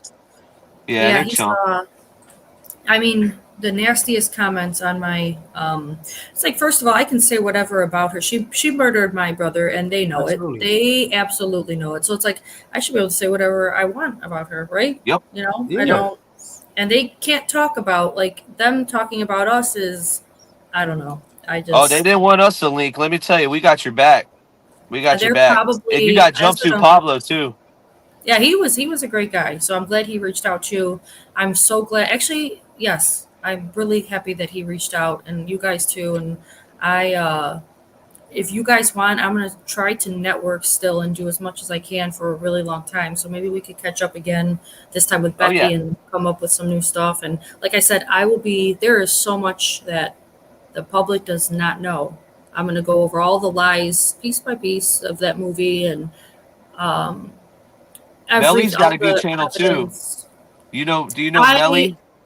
Yeah, I did an interview yesterday. She was supposed to put it out today. So I did 5 interviews alone yesterday. I seen you on the news. I'm fried. So it's draining. It's like a hangover. Yeah. But it's that, or I sit in depression and know that there's a movie about my brother and I can't say anything. So I'm so glad I took this route. Yes. I'm so glad. Yes. Facts. Mm-hmm. Big time. This is killing it. Yeah, because listen, that was nice to see you on the news. That they did the right thing. Your voice is the only voice that matters right now on the internet. I don't give a fuck what Natalie and Steven have to say. I don't give a fuck what Bubba has to say. We care about what you got to say, and the Russo family and the Flanagans as well. RIP to your son and RIP to your brother, man. It's sad, bro. It really is. And at the end of the day, sometimes it just like it hits you and you're like, God, like he's gone. It's undescribably the worst pain I've ever been through, and I can't imagine. It hurt us. It hurts us. It hurt us. It's terrible. Terrible. He's missed so badly, and it's like she ruined everything, every piece of happiness that, even if we have like a great holiday or a great Easter, oh, we got to go. I just had an Easter egg for Easter. I had an Easter egg hunt in the cemetery for the kids. Like, Dom, we could bring Dom into it. You know what I'm saying? Like, we spent holidays there. We had a whole fucking Easter egg hunt. I got to take my kids and, to bring my brother into it. Like, my kids have had to sit at the cemetery for hours, 8 hours a day sometimes. While I told you we redo the cemetery all the time and upkeep it and stuff. And they've got to sit there and, that's where they spend a lot of their little childhoods. And that's what they're going to look back and remember. She fucked up everybody. Everybody. Yeah. She fucked up everyone. Not only did she steal them and their lives, like she ruined 2 families. Yeah, my thing is that they never asked her to show accountability or admit to it, right? And then say that it was intentional, because that's really what it was. It was intentional. Like, I still don't get how a lot of people stray from the fact and can't really see directly the bullseye of, she still has not admitted to it, right? And we know there was malicious intent behind it and still no accountability. Right. No remorse. In 2026, we just seen it. That's the same. That's the same thing that's going on right now. She just said, and asked her lawyer, looked over at him like, did I say that right? I just want to make it clear. I don't have any. It was no bad intent. Okay, so that's where you're not getting it, McKenzie. Mm-hmm. It's that dude. The parole board would eat her alive right now. Man, That's what they don't want to hear that. How many parole hearings have we looked at? DBS? I think she's gonna do like 30 or better. I don't think they're gonna. Because they can hit her with 24 months, 18 months, 12 months every time she goes to the board. But because of the fact, what leaves her to. So this is why I think the judge gave her that time, because they'll never really let her go unless her first board is she goes and admits to everything and says, I'm guilty. I had a real problem. I addressed mental health. These are the programs that I did. Mm-hmm. There might be a 50-50. Yep. And then if she made right with us too, like if the family is accepting and accepts her apology, that would have helped her get out. Of course. You know what I mean? But that's like, past that. I don't even think that should be an option, right? There's a lot, because one, you could tell that she's never going to do any of this shit. So the safety net behind the parole is that if she admits to it the first time, they're still going to hit her with the 24 months, come back, 24 months, and then it'll go to disciplinary. She's already had a shit ton of disciplinary. The lesbian she has some DRs, but they're going to make her DBS. They're going to make her say what the heck that she actually did. She's not going to do that. And this is she's going to be in there for a long time. She's going to be in there for a long time. This is exactly why I say she's going to do 30, because either way, if she does admit to it the first board, they're going to keep on smacking her at the board. If she decides to say, you know what, at the second, third, fourth, maybe even the fifth board, they're going to say, well, you know what, we're going to fucking keep on smacking you until we really feel like, because it took you this long to admit to it. So it's going to be a lot of safety nets to keep her locked away, maybe for life, if she never admits to it. Because I think that's what they're going to end up basing everything off of. They want her to admit to this, take accountability. And with the parole board, that's all they look for, is accountability. And if you can't give that, they're going to hit you. Well, she'll be in there for 100 years. Yep. And if she does apologize, she'll be acting. We'll know in 10 years that it's all a big fucking act. Yeah, that's why I said earlier, you can't trust her. You can't trust her at this point. She, they haven't showed anything. And the mom, she's watching right now, Natalie. And we've actually dropped the link for her before, because I will eat your ass up right now, Natalie. I got a lot of shit to say. She's a chump. If that ever happens, make sure you let me know. That is hilarious about the pranking. I can't wait to tell my dad that. He loves pranks. Yeah. Fantastic. Yeah, and So- we found old videos of old Steven, you know, he's a high school teacher, which is kind of weird, like with like how he gets so mad so easy that he would be around That's weird. kids. Yeah. A ticking time bomb himself. Super And he weird. collects Hot Wheels. That's another red flag. Yeah, creepy. I mean, they raised a murderer, so they gotta be weird. Completely weird. And the little sister never gets mentioned, even in the calls. It's like She's Mackenzie sweet. don't exist to her. Because she stole the limelight from it was all about Kenzie. It was never about her. That sister's a very sweet girl that I feel really, really bad for her because Really? she has to go through this. She doesn't deserve. Yeah, she didn't do anything, and she was sweet. So yeah, I feel bad for her having to go through this, and Oh, she's losing older. her sister. And well, last time I saw her, she had to been, I don't know, 14 or something maybe. So I knew her as a kid. She might be like 18 now. It's been it's past 4 years ago. That's good. That's good to know because I've never heard. See, we would not known that. She's sweet. Yep, she's sweet and innocent type. You know what I mean? Complete opposite, it appears. So yeah, I feel bad for her. But if you guys ever want to talk again or come up with any more questions, you can Yeah, definitely. Yeah, we could maybe do it again if you come up with some new questions or something, or do another live. Yeah, we're gonna. I think me and DBS are gonna react to the newest call, and then I don't know if you want to see if you want to react. I know you probably want to do it on your own. I don't know. I didn't want to burden you with it. I would like to. Let me know. I'll do whatever you got. I don't know. Like I said, I'm new. I never even listened to a podcast, so I would love. Yeah, if you want to drag me along and show me the ropes or whatever, I'll do them with you. Let me know. Supposedly said to her about going 100 miles per hour. Sounds good. Yeah, we got one dialed up here now. See if there's a. Oh yeah, I gotta play this first. Wait a minute, y'all. Wait a minute, chat. We gotta play this. So this is an update from Bougie Behind Bars. This is Kat. She was locked up with McKenzie. It's a 6-minute video. I gotta play this real quick. Yo, my name's Kat, and if you don't know, I was in prison with Mackenzie Shirilla. Don't believe me? Hold on, I got you. Let's fact check. So we got Miss Shirilla here, institution, Ohio Reformatory for Women, admission date, August 31st, 2023, okay. Now we have me, institution, Ohio Reformatory for Women, admission date, April 10th, 2024. All right, got that clear.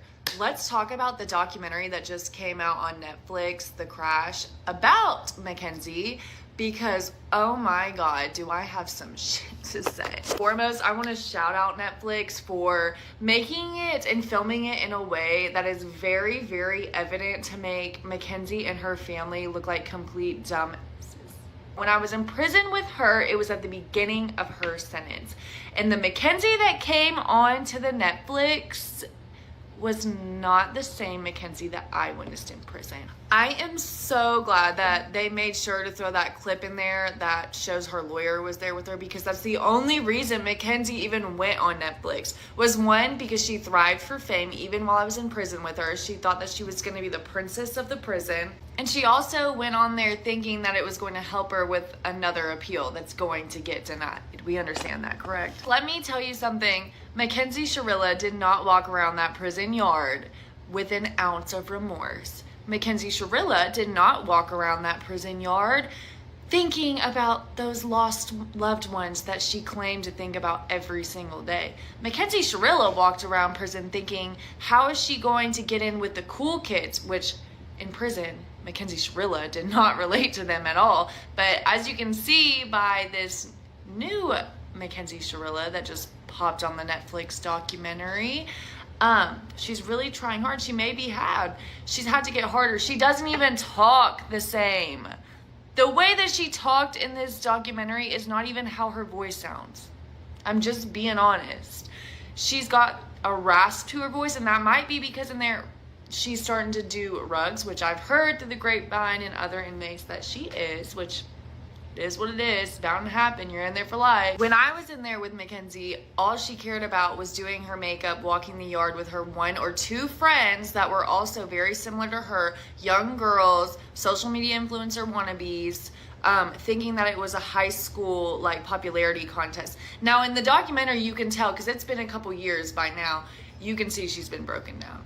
You can see that she was starting to hang out with the lifers, which are more, I don't want to say institutionalized, but yeah, institutionalized and like harder, I guess you could say, and clicked up with each other. And you can tell just by the looks, and I hate to be like whatever, but as somebody who was in prison and in prison with her, you can tell.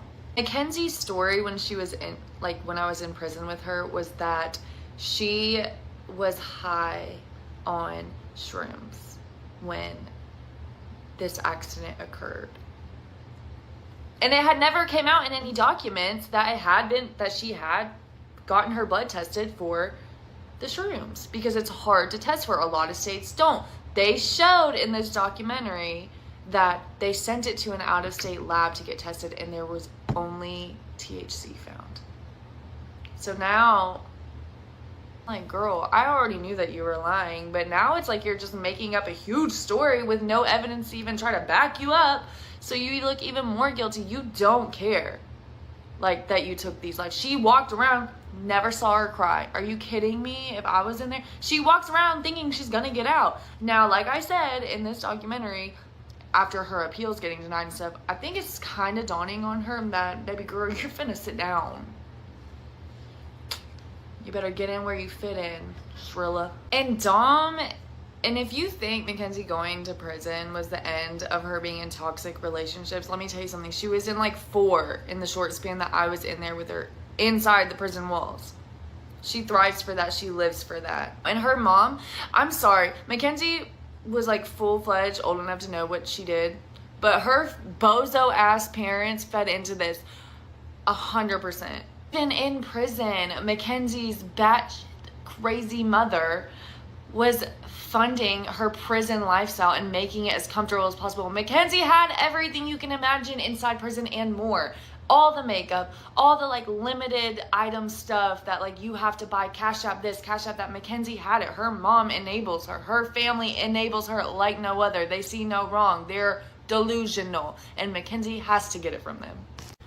And then the saddest part of it all, which is already evident, is like, of course Dominic and of course Davian, both of them. And if you notice, and I can say this as a mom myself, the mothers of either one of them like refuse to be on any of these. But Mackenzie's mother never turns an eye to a chance to be on social media, on a podcast, on a documentary when it comes to Shirilla, because she could care less about those victims. Mackenzie's gonna have a hard life. They don't have any air conditioning in prison in ORW. It's gonna be a hot summer.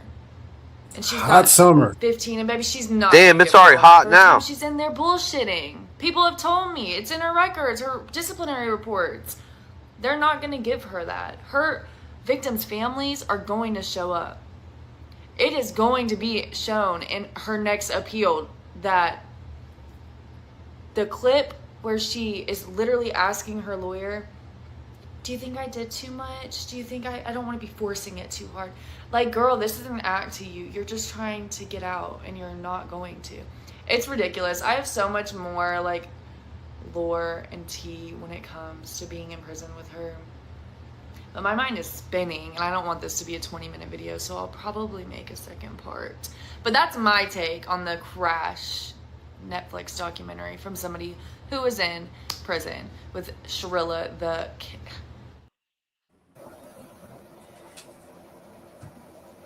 I would not expect anything less. Yeah, we actually had her on the show, and we actually had, I guess you could say, her girlfriend also as well. It wasn't like I don't believe they did anything sexual, but they were in like a situationship kind of situation, and they spilled some tea. They gave us some information on, you know, how she doesn't take accountability. She really thinks that she's gonna get out. Like, she truly believes like there's a glimmer of hope, and it just goes to show you how delusional she truly is. And she's talked about Dom a lot to them too. You got to get her on your show. We'll link her up with Techie Becky. Yeah, it's the first thing I was wondering, like when I was ready to ask about the calls, and when I started this, it's like the one thing I wanted to know from everybody that's heard it all and read it all and stuff. Like, did she feel bad about my brother? What she did at all? She tries. Did she miss him? Like, she tries to put on an act, but it's not genuine. It's almost touched on, and then it's like, all right, cut the scene, and then they talk about something else that's like not even relevant. So like it's so detached that it's just like, come on, we're just going through the motions now. Well, remember, she wanted to date the other girl because she looked like Davion. Oh, that's sick shit. Yeah, that she was said that. Yeah, so that's another girl we got to link you up with. We got to link you up with She said that. So that's what this is what the girlfriend said when she came on. She was like, yeah, she was saying I look like Davion or whatever. And I'm like, holy crap, man! This dude McKenzie's sick. Chat, I'm not mistaken on that, right, DBS? No, there was something to they kind of leaned toward that. It was nothing actually stamped or it was something that she didn't really want to say, but she does kind of resemble in a sense. But I did, before you go, I don't know if you got time, but have you ever like heard her with any kind of like religious like viewpoints, or like, I guess because her and her mother swear they're witches, like they think there's some sort of like, I guess gypsies. Well, I really believe that people that take other people's lives and that are like that psychopathic and the sociopath, you could look at her eyes and see something's not right about her. Like, and I always felt, okay, for instance, I was driving by Progress where he died yesterday. I was thinking, I was going to the cemetery, and as I was crossing, I thought about pulling on the street. I was thinking about the street, and I was like, should I drive down it? Like, everyone keeps telling me to drive down it again, and I go and like, there's a crash site at the bottom and blah, blah. So I'm driving and I'm thinking about Mackenzie, and a black cat crosses my path. Swear to God, me and my cousin Becky, Techie Becky, I swear to God, we both look at each other, and I was like, that's literally, like, I feel like she's like the people are truly demonic, and like there's evil in this world, and it comes out in things like this, and murderers and pedophiles and like these truly evil fucking people. So like, I think that's her. So when you dig deep, right, as you go along, the deeper you get, you're gonna see that witchery gypsy connection, and it's almost as if they've concocted a way to, I guess, capitalize on the energy of the situation. I don't want to say they just give me these vibes of where they're willing to sacrifice anything for the betterment of them. Turn your mic up. Yeah, like that's how I even feel listening to a little bit of the calls. It's like or how they are in general. She will let them anybody speak ill of Dom. It doesn't matter as long as it's making her look better. And you're talking about someone who's dead. That was her boyfriend of 4 years, and you sit there and let people talk terrible about him, disrespect him so terribly. He's gone. Like, and it's just about, as long as that they benefit from it. Yeah, no, yeah, absolutely. Because in those calls, they're conscious that one day they might be heard, right? Because they do show that they're aware, right, with the language and all that other stuff, But they expose themselves in a lot of ways. Yeah, DVS, remember at one point they seemed like a little bit relieved that Mackenzie was locked up? Like she was out and about, and Mackenzie was like kind of jealous that she was doing shit. I gotta go. I gotta do it. Yeah, she was kind of using the situation to kind of like put her in a place of, I guess, trying to break her and reform her to her new parenting, because now she's had the control over her that she's always wished she had, right? Because obviously before she didn't have any reins on the situation, right? Because the relationship that shows on the calls is just she's manipulating Mackenzie, right, in a lot of ways, but she's also befriending her instead of parenting her. But behind the scenes, she's parenting through the warden, through the therapy and all that. It's a sick dynamic that she's got going on. And who's to say that she doesn't have a phone right now? You know, and she could be watching this. That's She could be right. Yep. and she could be that'd be another way that she and listen. The lawyer line doesn't get recorded, so maybe they're doing a three-way thing. They mentioned the three-way thing before. Too late. Too late. The phones get cut off around 9:30, 10 o'clock. I know people that have been in there Put a and lawyer call. how they have their phones and things like that. So, wow, yeah, I never even thought of that. Wow. Well, yeah, She could have one. She could be watching. She might have watched all the things we said about everything that is relevant to the case, and Yeah, being one of them trolls saying bad things. Of course, yeah, she could be out there just fucking around, or she could, because she's got a following, and it's sick to say, right? She's got a little fan base, and her mother helped her out with that. They've been capitalizing and producing behind the scenes from the very beginning, and that's why I said she almost kind of, I feel, did this interview for, I guess, a profit for later on. Absolutely. Because when she thinks she gets out, because I don't think she will. You guys have like an old childhood friend that's like going around making up lies too. Do I? Or like your father's old friend or something, or like the old. It was he's a piece of shit. I hope he watches this. I'll put it up just so he sees it. His name's Lenny, and he put on my dad's Facebook, and it was like the day before I started the podcast. I'm like, this is why I'm doing this.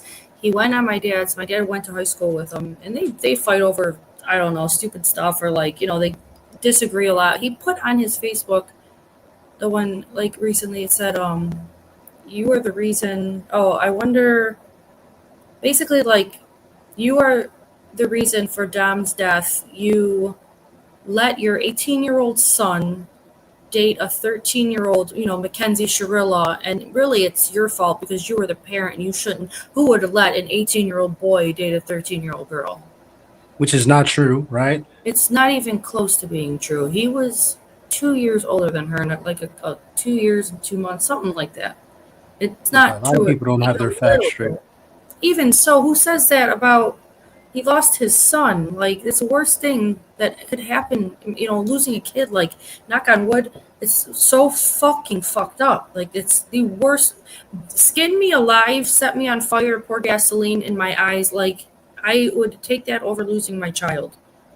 I'd take that over losing. I would do that for Dom, for Dom to be back. But like, it's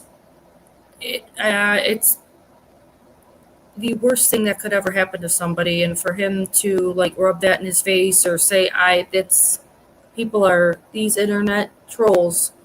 They have a lot to say behind keyboards, and I saw a lot of them. Like, you message me and I'll be happy to speak to you, in real life. But oh shit, yeah, all the time I'll be, and it stands true for everybody. If you have something to say and you'd like to discuss it, if you've got bad things to say about Dom or my family, message me. We'll talk like grown men, mano y mano, man to man. I don't think you should waste your time. Because honestly, it's like banging your head against the wall. I think what you're doing now kind of shuts everybody up, right? Because as much as they want to say or they think they can say, they can only go so far with it. Well, they thought they were going to get farther than what they are now because you're present. You're putting up this wall of that no fuckery over here, because that shit stops because you're hearing it from the fucking horse's mouth. This is what it is, and nobody's going to dispute that, right? So don't even pay any mind to them. Listen, I saw a few comments today with that, calling me a liar, and it was like, why? Like, what do I get from lying about somebody who killed my brother? I don't understand. Why would I lie? Don't even address it. Don't even address it. I stopped. I told Techie Becky, I said, after today, like after this point, we're not going to address the trolls any longer. We just talked about this. We're going to meet tomorrow and come up with a game plan about, like, I'm just, let the family know, like, we're going to stop giving it attention at all. Really. Yeah. Because you're only going to stress yourself out, and you're never going to be able to individually get somebody to say, okay, I understand. You put your word out, and that's what it is. And you give them no life, because once you breathe life into them, it becomes a problem. I have to get going. Yep, I appreciate you guys. It is way past my bedtime, and I have my daughter his football at like 8 in the morning. So, Oh, nice. We appreciate it. We appreciate you tonight. Make sure y'all sub up to Big Sister Unhinged on YouTube. The link's in the comments. Thank you so much for having me. I will share this as well. I have to subscribe. I want to see your videos now, so I'm interested. I'll be watching, and you guys have my information. So if you ever want to do this again, please contact me.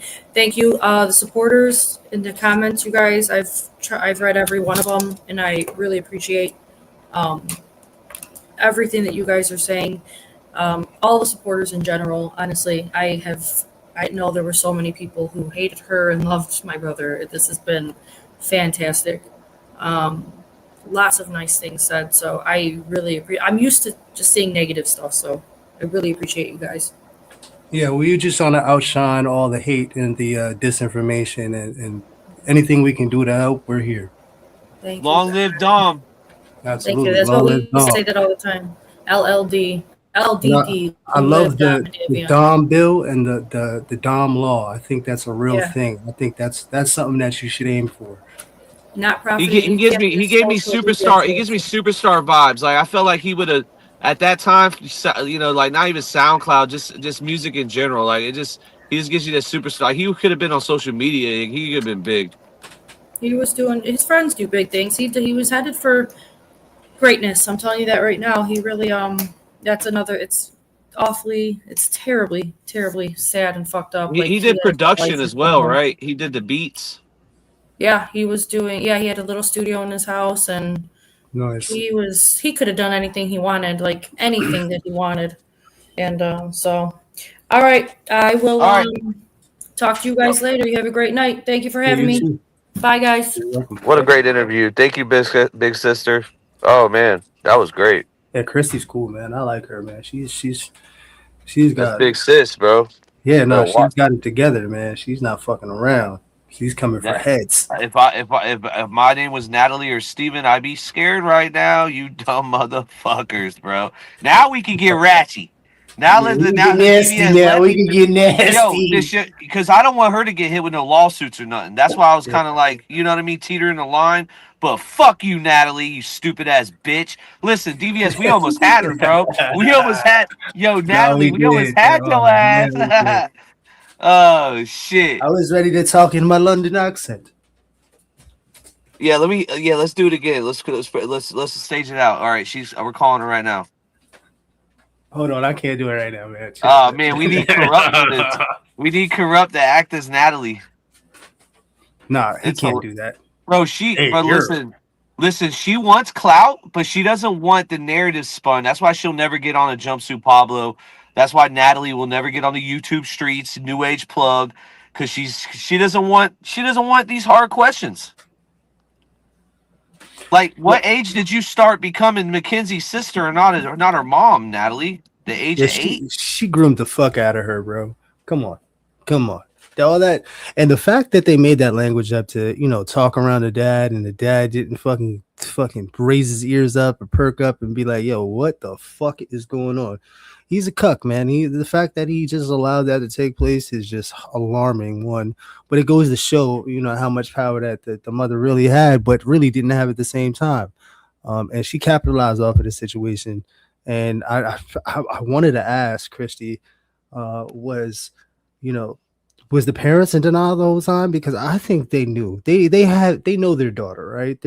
I know we foreshadowing now. Looking back, I have questions in my head too. Absolutely, it always happens. Like every time, dude, we do it. It's hilarious. Neither one of them ever said, you know what, maybe my daughter could have did this shit. It's always been denial, and I get that as a parent, right? But how far do you go with the fuck shit, right? Because there's got to be a line that you cross. You draw on the line in the sand, and you're just like, I got a video idea that she could cover is the whole church incident. Because remember, they tried to push out that was Dom's whole idea to go into church. Listen, the way that Mackenzie was filming the video, she was barking orders at him. So are you going to Yeah. tell me that Mackenzie Shirilla wasn't the ringleader of going in and breaking? It wasn't breaking into church. The church has been abandoned for years, they said. So they kind of try to spin that. They're trying to you remember that, Yeah, DBS? I do. But then I think I showed the resemblance and I compared the mother, how she kind of like groomed her daughter to be that way. Like she's just expressing what her mother kind of did to her in a sense. You know what I mean?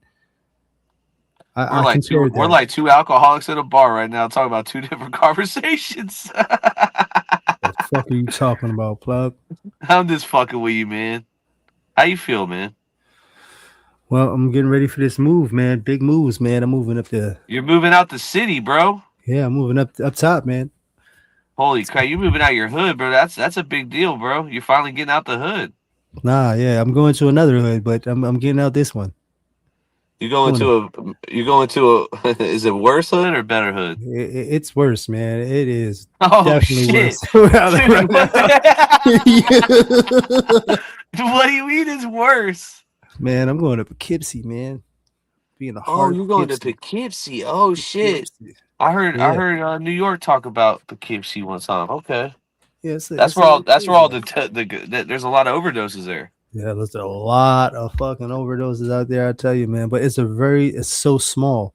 I was standing on the street, and I'm like, yeah, well, so where's the city at? They're like, you're standing in the heart of it. I felt like I was in Staten Island, bro. Swear to God. And really? I'm just like, yeah, this is gonna be fun because it's just raw. Everything's burnt to a crisp. It's all fucked up. There's up and coming shops and shit like that, but it's so small, bro, and there's so much opportunity. You know, I'm not gonna say too much, but shit, man, it is up and coming. How do you feel about? And then this is off topic too. Well, we can put a bow on this slide tonight. I did have the call dialed up, but I kind of want you and Blue to just react to the call because honestly, I'm getting tired. But because the call is 12 minutes, and you and Blue, Fresh Blue and you on it will be able to break it down better than me right now. That's how I feel. Man, well, I want to get your opinion on something real quick, bro. This dude, Chud the Builder, bro. Whoa, so he got bigot. Whoa. It's bigot. That's how I feel. I mean, whoa! Well, you didn't even give me. Let me get through the whole. Whoa, dude, chill out. Okay, sorry. All right, I'll take the. I mean, it's a lot of people would agree with you, but he got his bond was 1.2. He had to get I think 100, if I'm not mistaken. 1.5 million. 150,000 is what he would need, and he would need some sort of collateral. And he got past that. He got like 200, like that, bro. Oh yeah, of course. Remember, there was a lady that used the N-word against the child, man, and she got a fun GoFundMe that exceeded. It was scary how much money she received. I think they might have shut it down. I'm not sure if she pulled it out, but the amount of support that they gave this woman was fucking alarming and scary. Bro, that's what I'm saying. Dude, listen, at the end of the day, I think it's toxic of showing that Chud, you're like, okay, depending on how you feel about his case, because it's a case, this is true crime, right? His shit is a case, attempted murder. They actually moved it up, right, where it's a premeditation attempted murder. He cheated about himself. He definitely did. Well, it's fucking muddy waters, bro. Because I've heard two different lawyers speak on it. One's coming from the perspective of that it could be an actual self-defense case, and then he's going to get off, right? And then the other one's saying there's no chance because of all the stuff, all the egging on, you're going to use everything. It's kind of like a rapper that's rapping the lyrics. He's a race rage baiter. He's going out, capitalizing and creating content off of stereotypes and racial innuendos. What if he walked up to you and said you're chipping out? What are you gonna do? I'll probably punch him in the face. That's a good answer. You know, the Irish will call it the Irish. Listen, man, I take it piss in it, bro. Listen. And this is my question too. Now he's out. I think he's out, right? He got his bond. Listen, if he gets out, is he going back to doing that? He can't do that shit. It's over either way you look at it for him. He looks like a complete fool. He's an idiot. He's done. He cheddar bombed himself. That shit was short lived. No one's even remember Chud the Builder in like 2 years, But bro. that goes to show you, man, that maybe you know the evil is not prospering, right? It's something the universe said. You know what? You shall not move on. Go to jail, collect 200. You know what I mean? This isn't Monopoly. Fuck, it might be a simulation. If Trump's in office, man, this is goddamn Monopoly simulation. I'm not fucking kidding you, man. Corporation of America, fucking home of the slaves. Come on, let's get it, man. It's not political, man. Don't go too. You're going too Whoa. far. Go Yeah, too I'm far. sorry, I didn't mean to scare you. Calm it down, bro.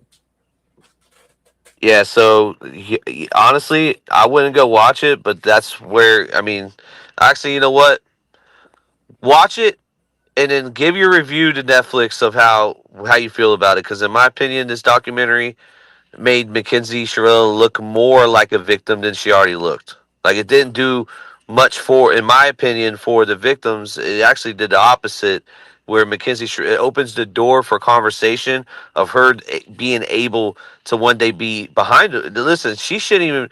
That I think that's one the stipulation, she can never drive again. But just imagine if she's out, knowing how she breaks rules in prison, she's gonna get right back behind the wheel. She's gonna do a fucking what was that? I don't even want to say the troll's name.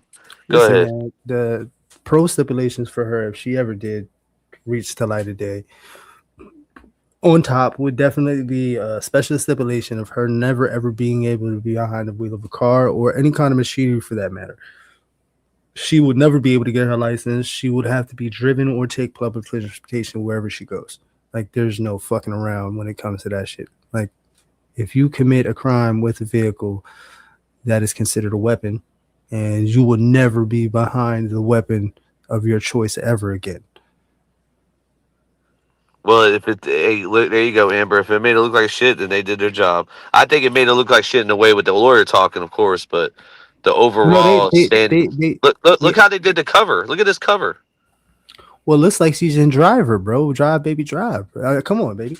Listen, they definitely marketed this in a sense where it's interesting, right? For those who never watched it or never knew anything about the case, this would be holy shit. For those who know, that can see through the bullshit and the smoke screens and that fake ass smile and that fucking pounds of makeup, right? You can still see through those black beady dead eyes that this is all bullshit, lady. You know what I mean? All this shit right here is a bunch of fucking spoiled brat bullshit where your fucking mother enabled all this fuck shit and your lawyer is eating up every fucking penny he can to feed his family with your fuck shit.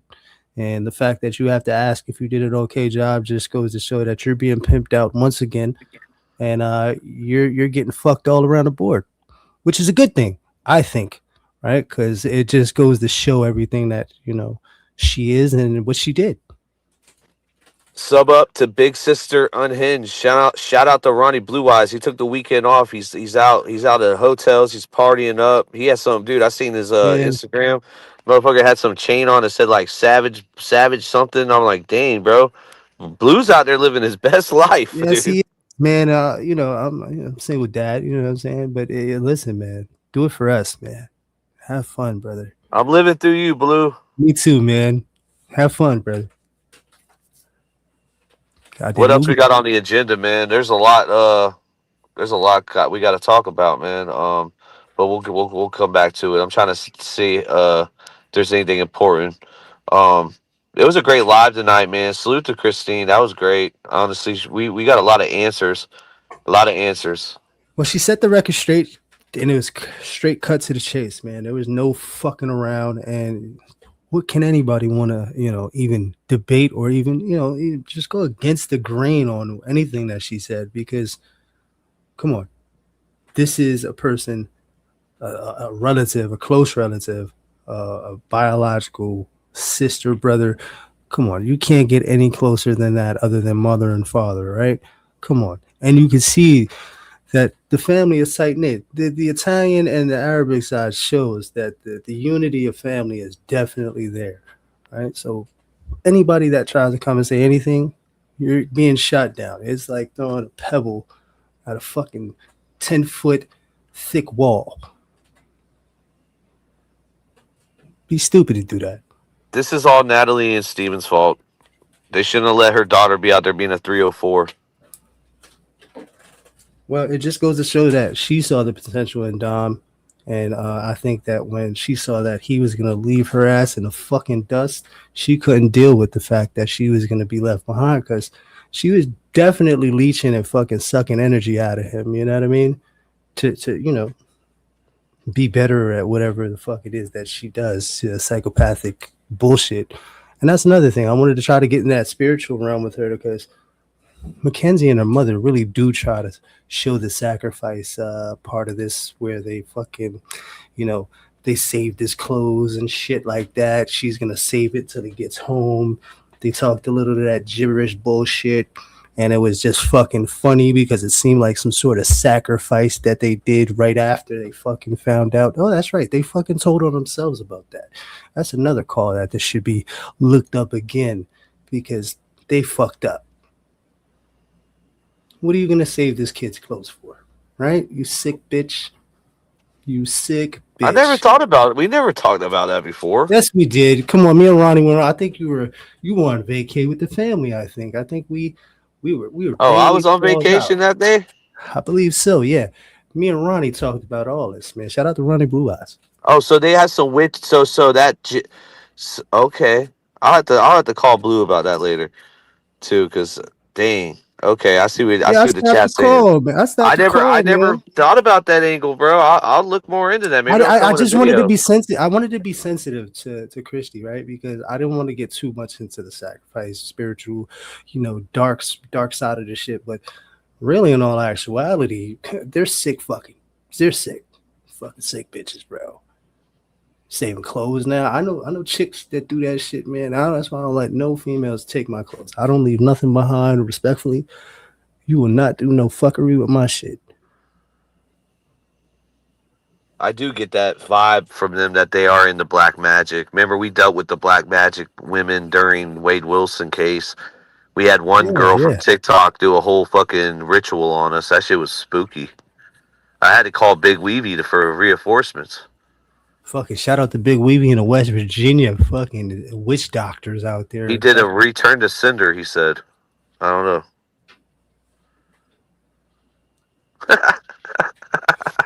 Shield That's up. Crazy though. That's just, bro. I don't know if I want to cover it now, man. We got to keep going, bro. Oh my god, man, it's taboo, man. Nobody wants to cover that kind of dark matter, man. Man, put on a Scully, man, and wear some white and get to it, man. I think we need to bring back playing songs backwards too. Remember that was a thing? We'll be able to weed out who's evil or not. Remember? Yeah. All the way. I'm telling you, man. All right. We're out. Salute to everybody. Unless there's anything else you need to cover, DBS, you're here, right? While you're here. I don't know, man. I wanted to, I don't know. It's crazy right now. Times are getting crazy. Gas prices are sky high right now. It's outrageous what's happening right now. I know you don't want to touch on the polys, but once gas goes up and bread and eggs, man, there's a problem. No, but it's funny you said dude. So in the fucking the Drake album, he dissed DJ Khaled. He told DJ Khaled, "Why haven't you said free Palestine?" And I thought of you. I thought of you as soon as he said it. I don't know why. I just thought of you, DBS. Free Palestine, man. And yeah. I don't know, man. That's been a thing that everybody's been asking. DJ Khaled is Palestinian. I don't know. I would hope that he's doing some, real crusader shit. Not crusader shit, but some real righteous shit behind the scenes of doing the right thing. But as coming forward publicly, absolutely not, bro. He has not even acknowledged anything about that shit. You must like Theo Von. He's real vocal. I love Theo Von, man. He's a little racist sometimes, but I kind of understand where he comes from. Fuck? No, he is. He has a little bigotry with him, but I fucks with him. But I understand. That's comedy, though. That's not like a malicious racism. He's just being funny. I know. I'm not there yet. Then you think Shane Gillis is racist too? Then he's funny as fuck, but he is racist. Oh, here we go. Here we go. he definitely chose his side, brother. That's your fucking cousin. I'll tell you that. Every time I That's see not you, my. Gillis, I That's think not of my you, bro. cousin. I swear to K God. Frog is my cousin, bro. That's the only cousin I'm claiming. Shout out to K Frog, man. Yeah, night, everybody. Y'all have a great night. We're out of here. We're putting a bow on it. It was a great live. Everybody, Shout out to the Big Sister Unhinged. hit that like button, man, if you like something.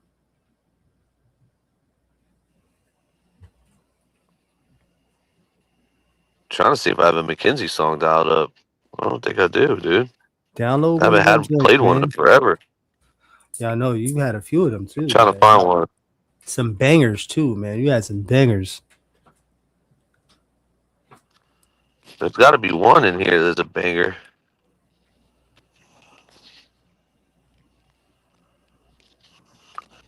I got to start titling stuff. When it's untitled, Make a file. I'm so unorganized.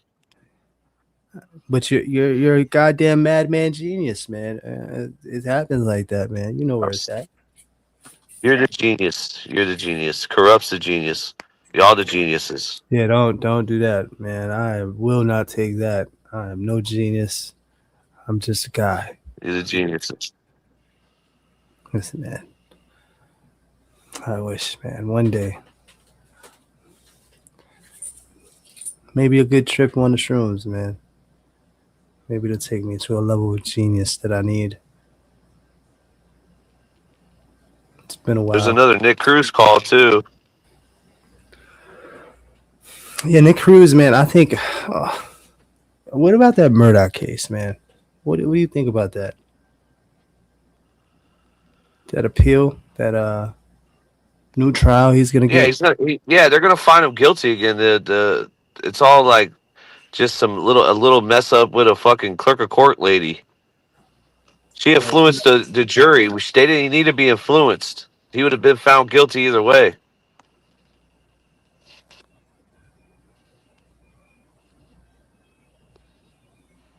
No? Yeah, I'm absolutely not. I'm not sure what that particular situation and how that worked. I just I think he's Why'd going you off. mention it? Why'd you? No. I really do think no. I think he's going off of the fact of what he's heard off of technicalities. And once again, it's just to it's exhaust all resources. There's always a what if. Everybody thinks there's this small loophole. They might have did something wrong. They violated his rights. They got to throw it out. That's like, it's fucking folklore. You know what I mean? But it's something that goes on in jail, and especially motherfuckers who's getting appeals. They're always thinking that shit can get better off of a slight fuck up. I've seen it done. It has happened, but very rare. We got one. We got a banger coming. A McKenzie. That definitely wasn't a McKenzie song. Hold on, let's go to a different brand on here because it's not letting us. Let's look at this old one. See what we got in here. Yeah, keep talking though. I'm just looking. Yeah, I think it's gonna just exhaust resources when it comes to the appeal and finding a new jury and all that stupid. It's just gonna be a same outcome, just more time. I haven't seen the Michael Jackson movie. Have you seen that movie yet, Plug? No comment. Hey, let's not do that. I know you're opinionated on this situation, man. It's been proven that, man, he is not a pedophile or a diddler. Whoa, dude! Somebody killed themselves because they got touched by Michael Jackson. What? No, they were. Listen, man. Or they killed themselves of guilt. Now I heard that too. I heard they killed themselves of guilt because they were lying. He the still whole did time. some weird shit though, bro. Why is there kids in the bed, bro?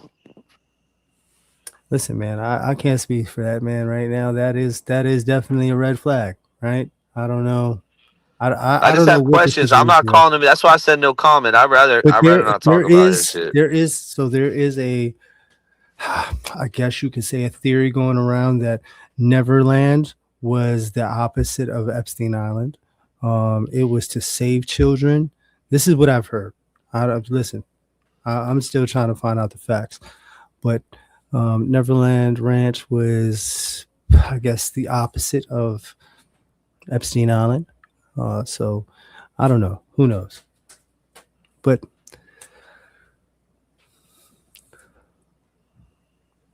we'll see in the future. We'll see what happens. I'm gonna look at the movie and see what happens. I haven't seen it yet, so I'll take a look at it. Yeah, what's going on here, Buck? We're in I'm court? looking at this. Oh, this is from this. This is when we started that show, Homie Court. Oh yeah, shout out to Homie Court, man. That's been a long time, man. That thing. Yeah, is, we should bring Homie Court back. We got a lot of. There's some people in the chat we need to come up for Homie Court. Oh, whoa. Like who? We're here. No, Let's I'm just fucking around. Nobody, not one soul. We ran all the trolls off. I haven't seen any trolls. Yeah, trolls don't really pop up, man. I think they realize that, like, yeah, for what? Fuck out of here, man.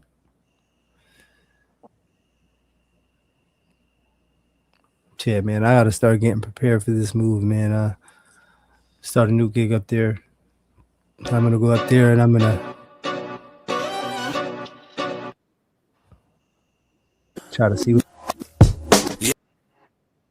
Uh-oh. We got plugged behind on 1 and 2s, man, trying to figure it out. You don't have nothing on file? Nothing on file for McKenzie? No, they're all freaking like. I don't know. I'm working over here, DBS. You read the chat, bro. Don't worry about what I'm doing. That music in my ear, man, busting every fucking eardrum I have. Every time I'm talking, is not helping the situation. Is that loud for you? Well, it's alarming. I hear the music, man, automatically. I'm like, all right, oh, we must be playing something that's fire. I gotta back out and come back in, and I'll pull. Oh, so there's a fight right now. Shout out to Hawks for Life 12. Yo, listen, man. Two champions, two OGs. I grew up on them, and let me tell you, man, my first loves in MMA would have to be Gina Carano, and first and foremost Gina, and then Ronda Rousey.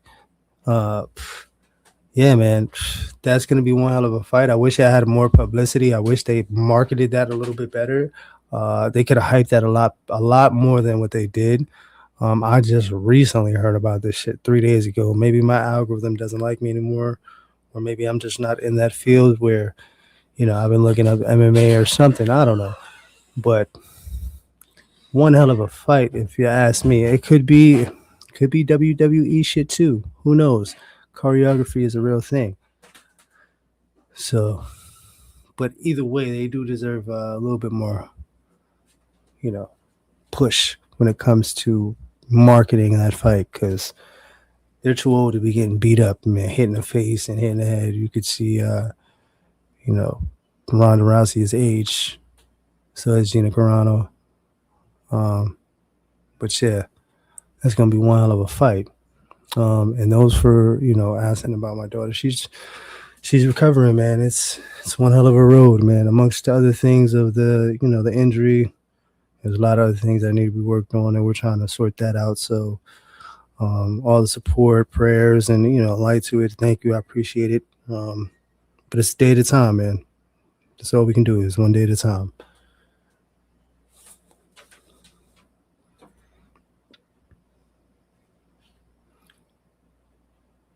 Yeah, Cyborg was a good fighter too. Just to double back on the MMA, Mary Dean, she was undefeated for quite some time, man. Holly Holmes, man, shout out to Holly, another one. She's another great fighter, another fighter that's in the hall, should be in the Hall of Fame if she's not already. So, she's got hands on for Dave. Her ground is boxing, and she is a true athlete, true boxer all the way through and through.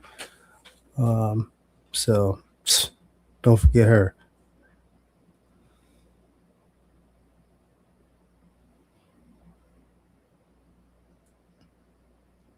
Vegas pool shot stories. Vegas Cyborg. No, she's from Brazil. She was one hell of a champion. She was like one of the hardest to beat, but somebody got her. They took her down.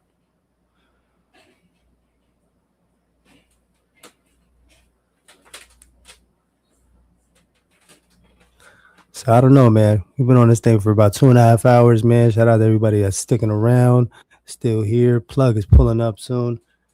We'll be transitioning to something. Dude, I found one that I can't even put out. It was so bad, but then I was like, bro, it's funny though.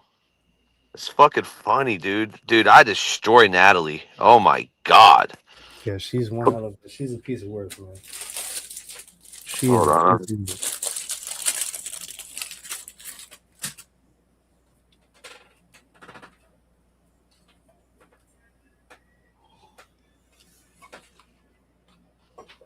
Hold on.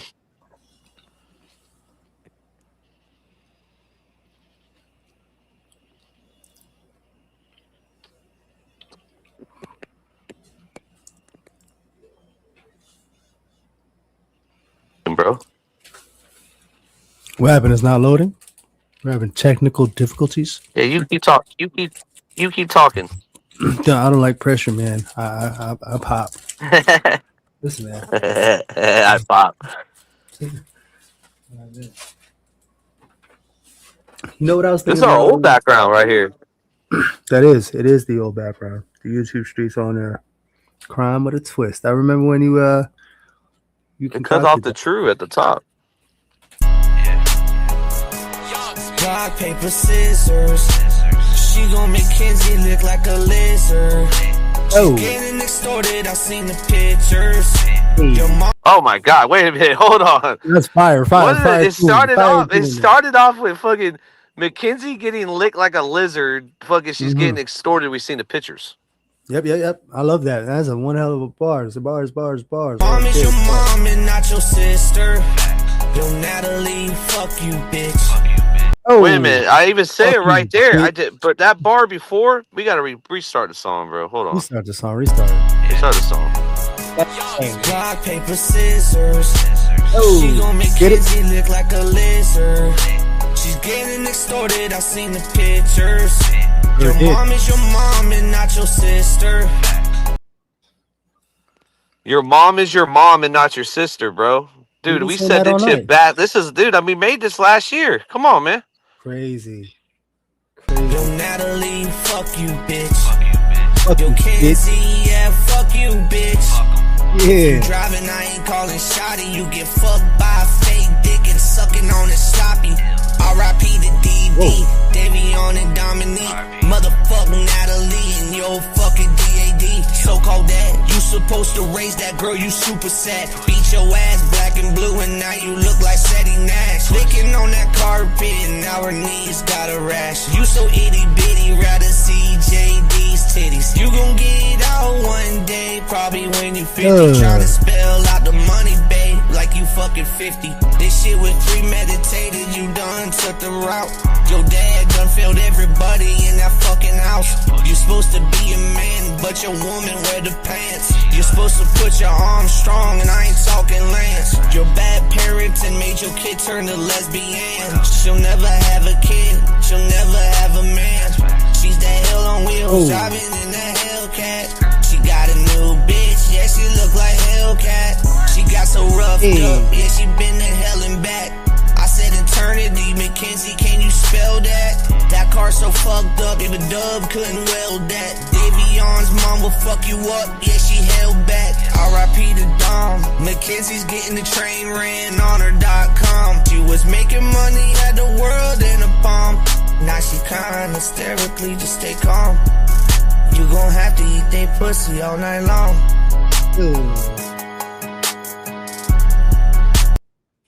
That one was never supposed to be out. I'm sorry. I didn't. That is a banger right there. Holy shit, dude. That's disgusting, dude. She's in there doing that, though. She's carpet munching like a mother. Yeah, she's scissoring like a motherfucker, man. Yeah. Well, y'all have a great night. We out. Stay humble, but stay responsibly dangerous. I'll play more on the next one. I should drop the album. You know, I never did a McKenzie documentary. Really? Yeah, what the hell was I doing? I was just doing videos. We never did the documentary. I think there was a transition where other things were priority. You sure? I think you might have put something in the vault. I thought I had one, bro. I looked for it today. I couldn't find it. I did one on everybody, and I didn't do a Mackenzie Shirilla, like the truth documentary of her premeditation. We covered everything. We covered every single aspect of the case and everything, but we didn't do a final. We didn't put a bow on it. Man, yeah, I think maybe you should take some time, man, and really try to figure that out, because I think that'll be a banger. That'll be better than Netflix and all the other, whatever this is. It seems like these, what would you call them? Mackenzie Shirilla is a lot lizard. Yes, good job, chat. She is. She's a lot lizard. She's a lot lizard. But what would you call these different networks? So the networks, these networks that are, making documentaries about, true crime and all that stuff. It almost seems like they're trying to, see what's in the now, and they're half-ass capitalizing off of it. And they're not doing a good job at it, man. Their documentary and the editing and producing, man, it could be a whole lot better. I'll tell you, Plug, man, they probably got like 10 guys working on everything that's going on over there, and you're just one person, man. You put it together, and a lot of people don't know. I've been slacking, man. My regular job's been kicking my ass, man. And I took like a month off the body of troll. Now I'm done with that, and I'm back. I'm fully locked in. I'm locked in on true crime again. Let's go. Yeah, me too, man. What do you think is the next thing that's going to be, trending? I guess the end. Any trials or any kind of conspiracies or cases that are coming up? You got trials. It's just they're so far. You got what's it? Carrie Richens, right? Is that one of them? You got shoot, let me think. Mackenzie Shirilla's popping back up. I'm gonna spin the block with this for a couple videos, and put the truth out there. I'm trying to think of what else. That's like you got the dude. Shoot, I'm not gonna speak on it because I don't want. I don't know too much about these cases, so I don't want to, speak out on shit. So, but you got the cruise ship case. You got all kinds of cases right now. You could. But I don't know. There isn't really the Nicholas Cruz. So you know what the issue with Nicholas Cruz not in the algorithm is because of it's a mass killer. Any mass killer on YouTube is never. It just doesn't. I don't really like. I mean, we're covering them. We're doing the calls and all that. But I really yeah. Keep going. I say keep going with it. But it's just you got to expect like. I don't know, bro. It's even titling it like. I hate putting Parkland shooter. I think it should be Nicholas Cruz, and his name is blacklisted. Listen, bro, you got to imagine there's 17 victims, and then there's 17 on top of that. I got injured. 2 people killed themselves, and another one got involved in another mass killing. Yep. There's too many layers, and there's too many. Not involved. A lot of branches was a victim of another mass killing. Was a victim. Was actually yeah. There is literally branches on family trees that people want to hurt him. Even one of the fathers of the victim says, "I'm going to outlive you." Now, the way that the Florida Department of Corrections of Florida has been maneuvering Nicholas Cruz, that might not be the case. They got him in Wauchula. They got him next to Stephen Stearns, and they got him basically. They're treating him. They're giving him the red carpet. They're protecting the 2 of them him together. Man, imagine the 2 of them together being able to come out and play cards together or talk about whatever, or trade stories, right? Because listen, man, Stephen Stearns is a nasty motherfucker, man. Oh, I hope that somebody plays PC, man, just cause, man. If you know what I'm talking about, man, I will fill commissary. You know what I mean? I'm just saying, respectfully. If you know, you know. But yeah, that those guys together, man. Imagine those 2 guys together. Think about the stories and the comparability. We already know Stephen Stearns is gonna sun the shit out of him, right? He's gonna try to fucking get in his head or whatever. Listen, man, that's gonna be a sore sight. That's horrible. Can't only imagine. But we'll get to it. We'll get to it. We got to hit the sack though, man. We out, guys. Chud going down. Mike D says. I don't think He's we should even talk about Cruz. Don't give him the satisfaction. That's a good angle, great angle. So What's that's up with Murdoch behind the case being scenes. overturned? What's it? Go ahead. Behind the scenes, man, I really don't like covering the case. I mean, because there's a lot of things that, you know, in early childhood, I feel like he was failed, right, to an extent, right? And I'm always gonna have, you know, a soft spot for children in this system. I got taken at 4 years old, you know what I'm saying, and it was traumatic as fuck. You know what I mean? So, but as he got older, you know what I'm saying, and I also chalk it up to the lady that's on the call with him. I don't remember her name, but the second caretaker that took over for his mother. His adopted mother, understood him and had certain safety nets applied so he wouldn't be able to do certain things. I believe that she treated him at the degree of what his mental capacity was, but she also guarded a lot of things from taking place without really truly understanding the repercussions and I guess violence that could really happen. Because the time that she passed to the time that he was with this woman that was this, you could call her a caretaker, she allowed him to be too free. She allowed him to have too much freedom, and didn't watch him close enough. I believe that his foster mother really kept a real close eye on him, almost like a 7 or 8 year old, and she kept it hidden very well. And I think that the woman that his caretaker definitely could be naive, ignorant to it, or said, you know what, we're gonna see what happens here. We're gonna just let you do you. You know what I mean? And see where this goes. Do you know anything about the Dolphy murders, Richard Allen? No, I don't. I haven't checked into that. There's a lot of people on X that believe he's innocent. Listen, and this is my thing. If we're going by prison politics, like we got Vegas in the chat, we got people you've been to prison. If he admitted that he killed those girls, like now people are saying that ultra mind control or they let him up. But bro, like I can't subscribe with the people that are like Richard Allen should be free. I just can't do it. Yeah. Just reading these comments, man. Vegas said, crazy thing is Chud would be welcomed in any white tip he wanted for his crime, but he likes sausage and that won't fly. So he's going to get rolled up once everyone sees he kisses hot dog tips. So, bro, we're about to hit 40,000 subs, right? And I went over to just in our settings to see like it had a button for subscriber count. Bro, shout out to Vinnie Politan for subscribing to the UTUBE Streets, bro. I didn't even know it. Dude, that's crazy, bro. Shout out to Grubma too. Grub, we know the top dude on our shit. We know him. That's our homie. Hey, Vegas, you're on here too. Mickey, hey, shout out to Mickey Truth. I'm on her intro, so if you go listen to her videos, like the first voice you hear on every single video is mine because we interviewed her very early on. We love hip hop. That's fucking Drake's fucking AGB's favorite channel. Just subscribe to us, dude. Look who's on here.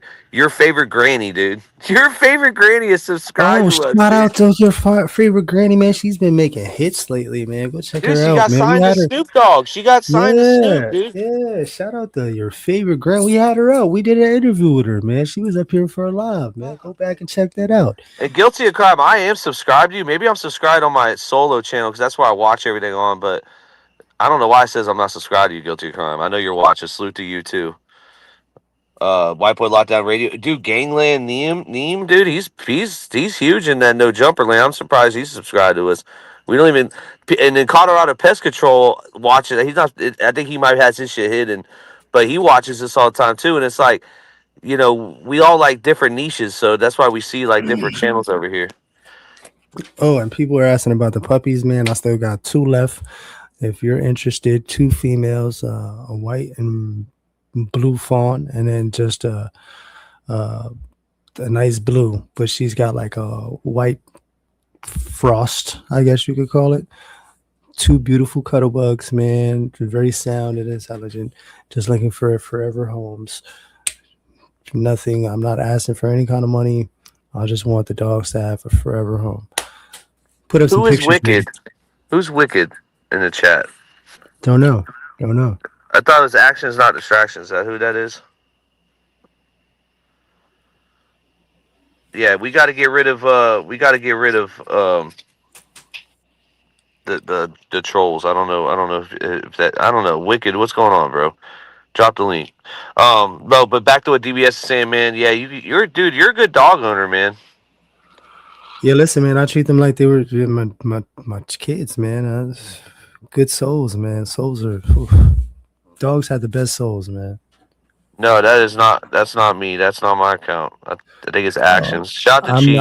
I'm not in Minnesota. I'm in New York City. But soon I'll be in Poughkeepsie. Listen, I love No Paperwork Podcast. They're dope, but they're subscribed to New Age Plug. They're not subscribed over here. I don't think they caught on yet. Yeah, DBS is in New York, so hit them up. We out. I gotta go, DBS. Yeah, we out here, man. Turn it off, man. We out here.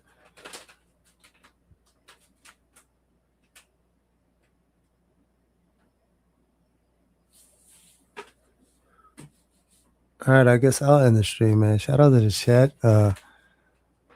It's always a pleasure. You could be anywhere else, man. Good Saturday night. I know the fight's happening right now.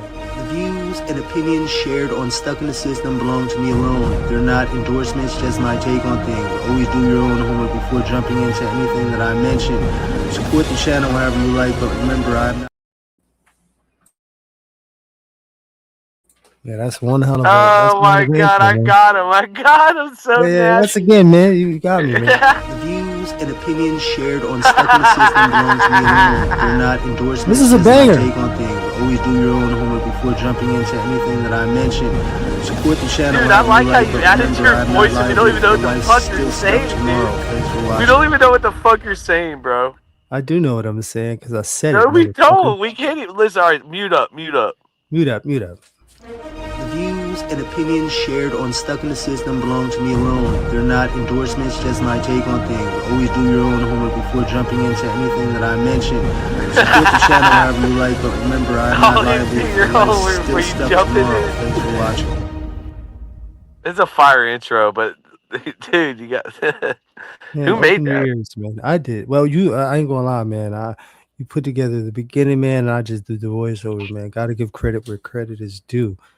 Plug, man. You do your thing behind the scenes. A lot of people don't know what's going on, man. I forgot we made that. That's dope, man. That's dope. Yeah, that's I think it's a like one of those presets.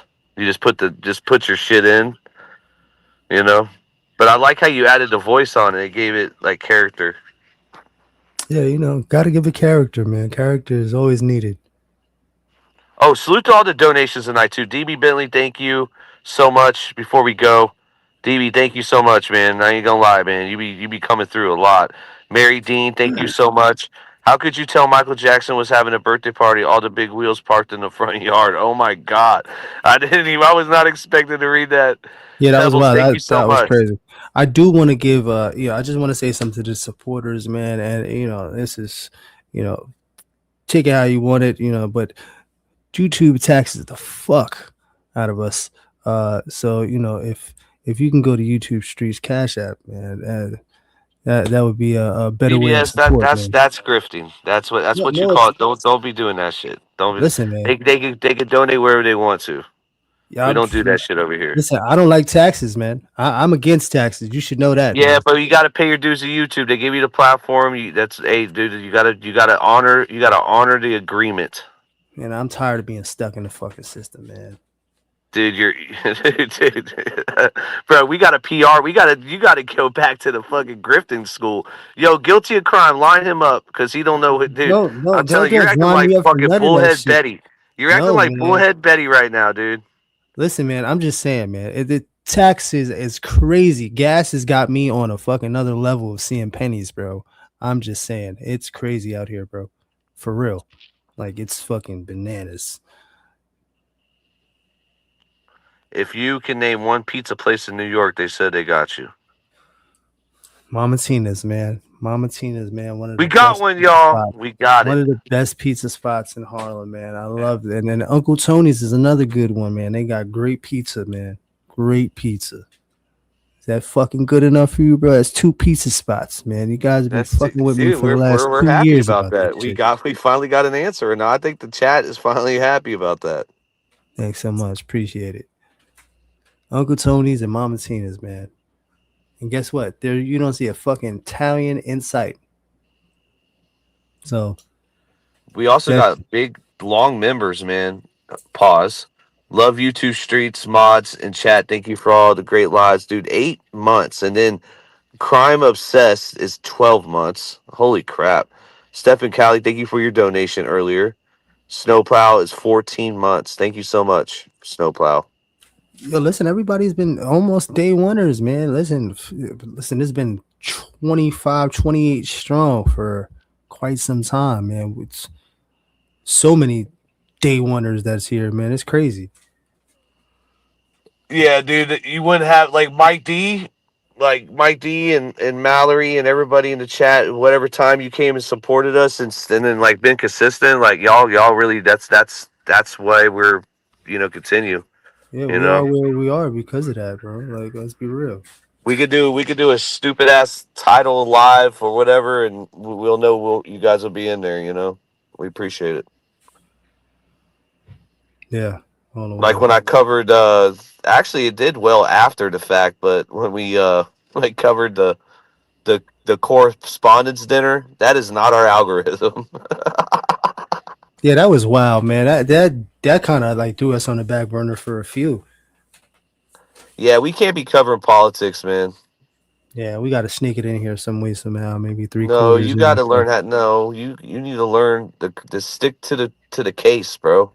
It's always a reform or a conform. It's always abiding by the laws of the fictitious system. For somebody that's majority on the left side, you do not believe in I'm the not on the left death side. penalty. Whoa, who says this? Where do you come up with your information? How do you? Dude, I'm just going by what you believe, bro. Let's all right. Let's see if you do my test. You believe Shit. you believe in abortions? I believe a woman has a right to choose. All right, that's a left wing take. You believe in marijuana? Absolutely. Yeah, The real marijuana, not this that shit. leans No, left. whoa, That leans whoa, left. whoa, not this shit now. The real shit from before. The B grade. The regular shit from prior to fucking 2018, bro. Some bubblegum kush. Some Blue Dream. Some sour diesel from New York. Yeah, Mango Pina. Oh man. Okay. So you're already leaning left. So all right, how you feel about ICE? They gotta go, man. This country was built on immigrants, bro. Everybody here is an immigrant, bro. Whether you like it or not, everyone here is a fucking immigrant, except for the natives that were here first, right? But just calling them fucking. Come on, let's be real. You are the definition of left wing, brother. You're right there. It's okay right. though. There's nothing wrong with it. Nothing wrong with it. I'm not ahead, either man. way. Give Ask some you more. more? Yeah. Let me think. How you feel about the war? How you feel about Man, every war from the beginning of fucking this country, bro, has been for hidden agendas and resources. Come on, man. Let's go. More land. They're trying to make a 2-state over there in Palestine and Israel so they can take over and say that as a part of the United States. Because if they're states, they would be part of the United States. And how you feel about the death penalty? I'm for it. Okay, so now you're getting more back in the middle. Here we go. I love it. Now you're getting there. Yeah. Listen, man, I'm a paradox, man. How do you feel about the murder of Brian Thompson? Refresh my memory on that. Luigi Mangione. See, I just named a victim, and you didn't even know the name, and I had to name the killer. That's where you got shit fucked up. Well, I think about all the people that have been ill and sick and have been denied medical service and surgeries that could possibly save their lives. And guess what? Denied. So now you're progressive. How you feel about Hassan Piker? I don't pay that guy no mind, man. He's doing his thing over there. I can't. I don't know. I don't identify. Be another time. See, we got too political tonight. We just literally went over unspoken rules. But I tell you, man, you're leaning. You don't know it, but you do lean left, and it's fine. It's actually you got like Chief says. I like DBS. He likes your takes. You got great takes. I'm a realist, man. Listen. Shit's got to make sense, man. And if you know, you know. So if you got the real fucking info, how could you go with anything else?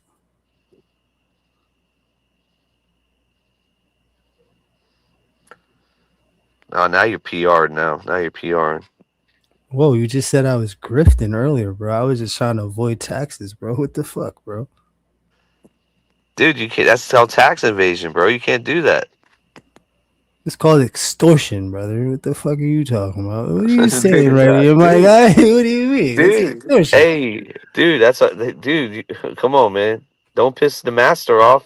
Whoa, don't piss YouTube off, man. Listen, man. You're gonna get demonetized, bro. Well, I don't chill, bro. Let me shut the fuck up then. I know you go into muddy ass waters, bro. Swampy waters. All right, man. Gets mucky.